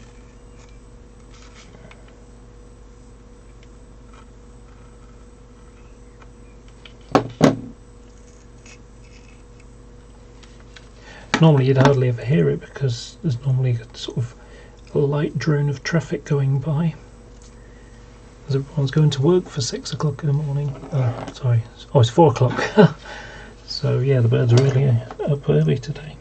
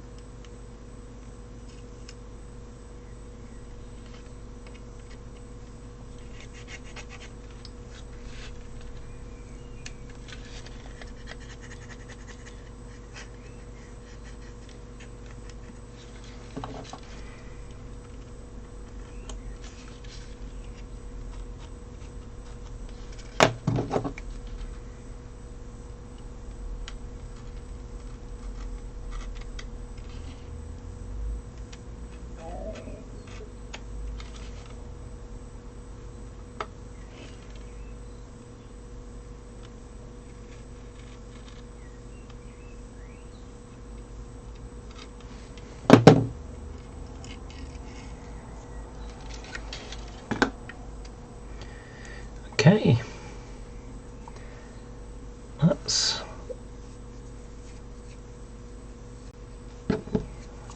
that one done. Just one more to go to get to the same point for all of them.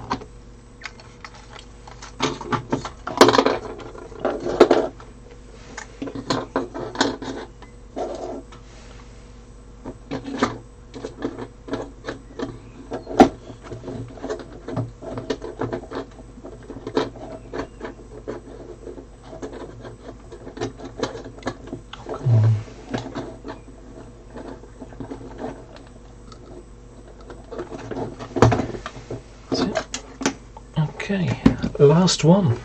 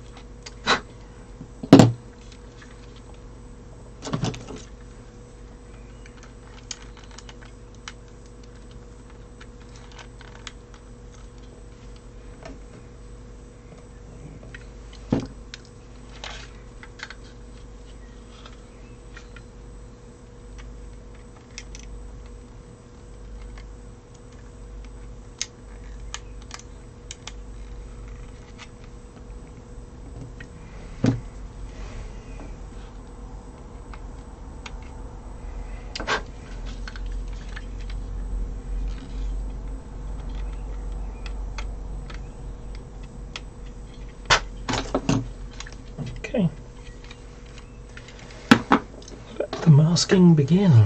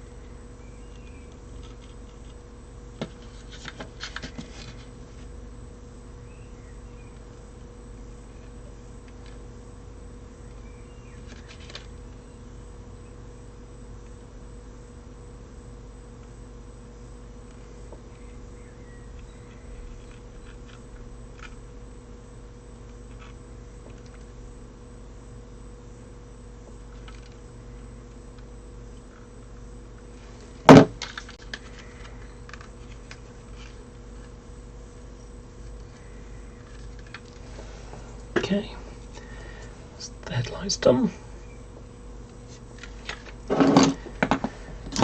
And now to get the cab windows and doors done. So it should be done in the next half hour.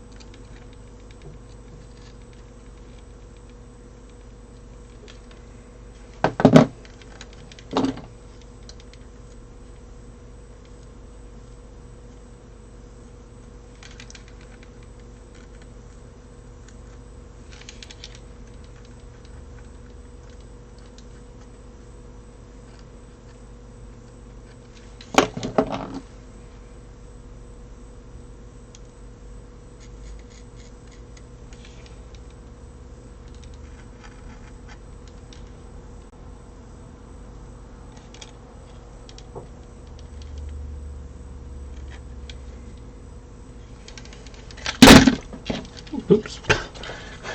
And I've got a lot of stuff stuck to it.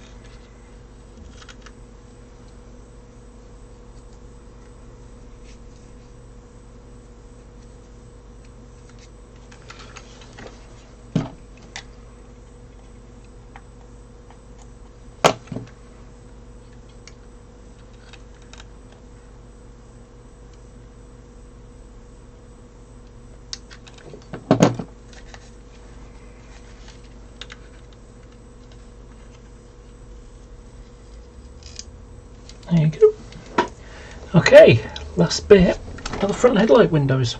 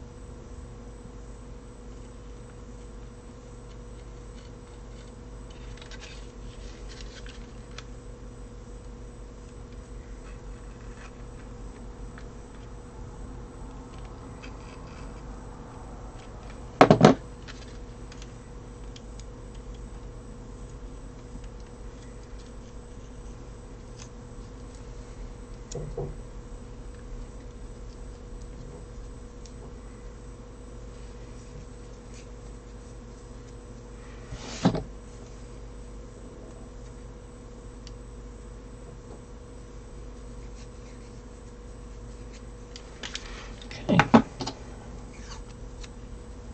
last two.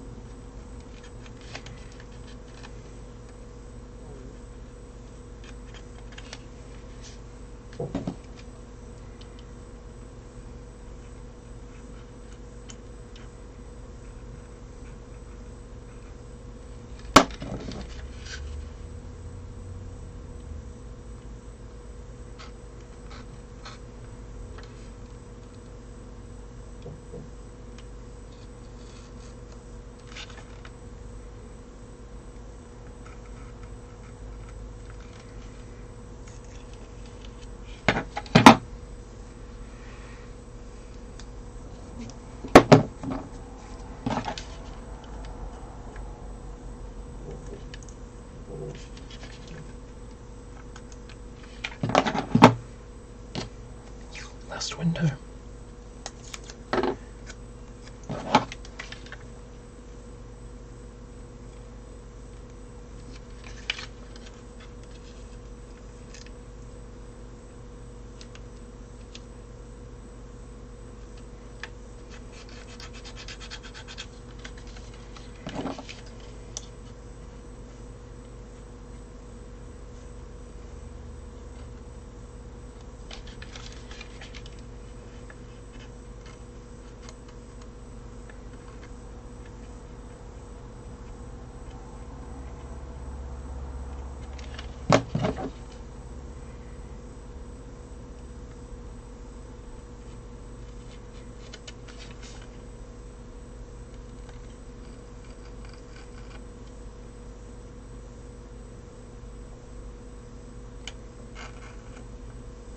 And done.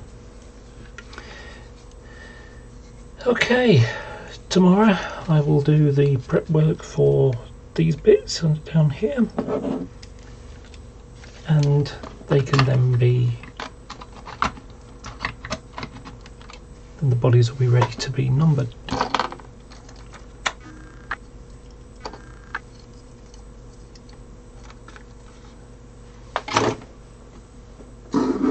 Okay, I've now got 6 Class 90s that are ready for, just need to finish off. Oh, for crying out loud.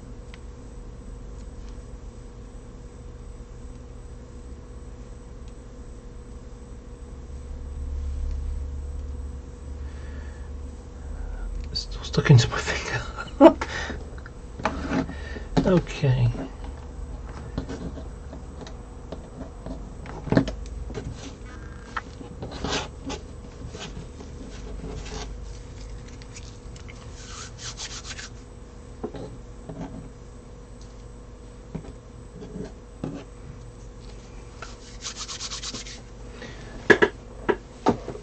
Okay, well, that's me done for tonight. So I will see you probably tomorrow, stroke later today, really. So hope you have a good night, and I will see you soon. So how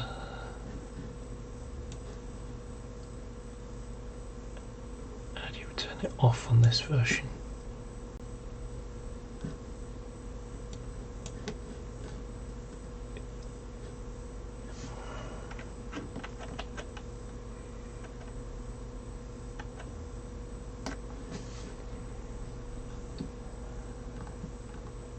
Okay, that's the what? Change to that.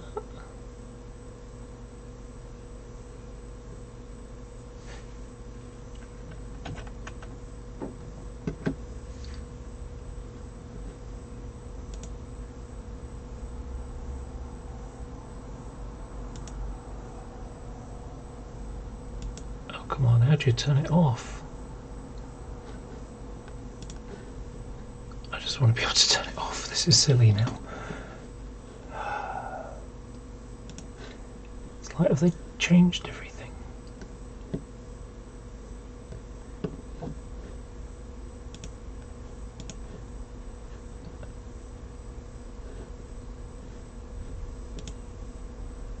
Okay. It's saying how to do a new stream, but I don't need a new stream.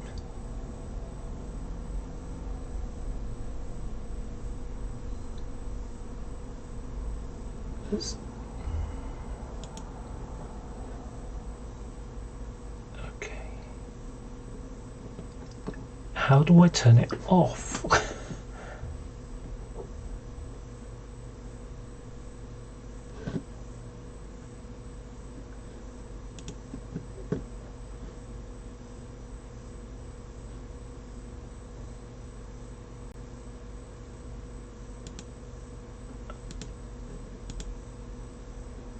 Okay.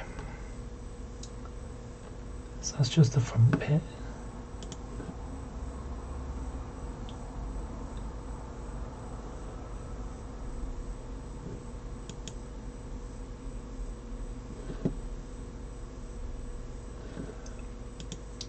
Okay, this is silly now. Okay, let's try that. How do I stop the stream? What's the link to the stream?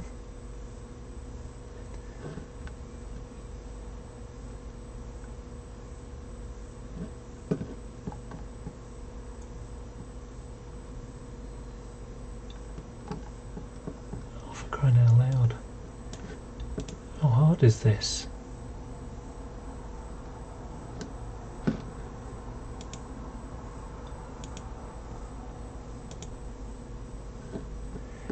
Oh my gosh.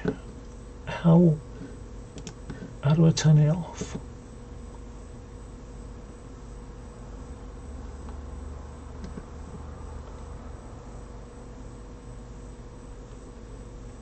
Is it still going?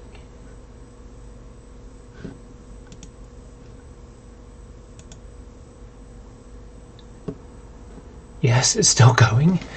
Okay, there should be an off button somewhere, and it's like, yeah, it's around here somewhere. Don't know where.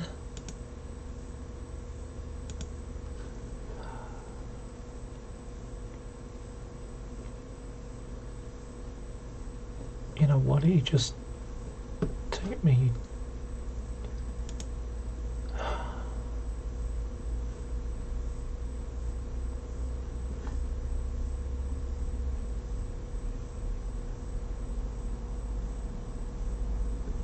So you can take me to videos and stuff, but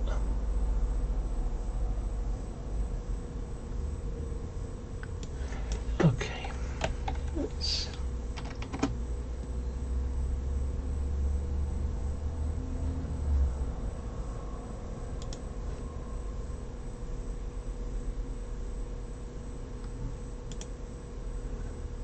Ah, right, okay. I found the right page now, finally. How do I end the stream?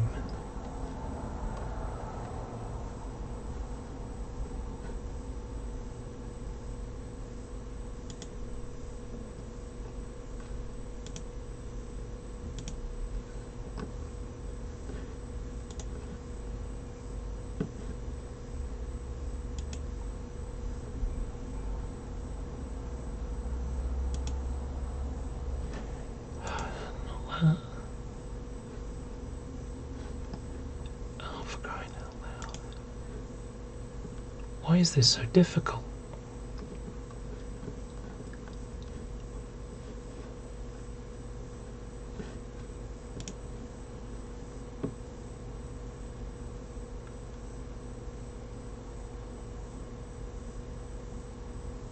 This is not coming, this is on.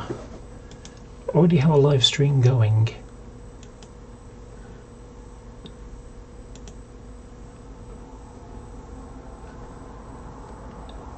And now it's preparing me for a different one. This is crazy. Stop stream.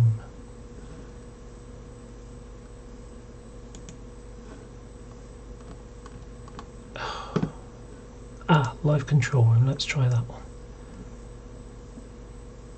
Come on.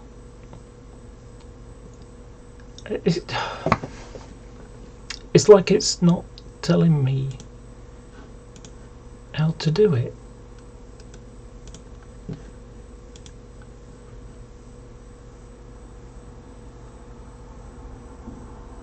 Okay, but turn off.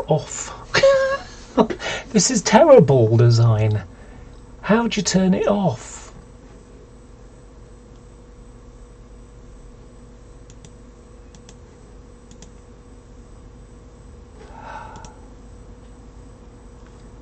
It's like it's preparing a stream.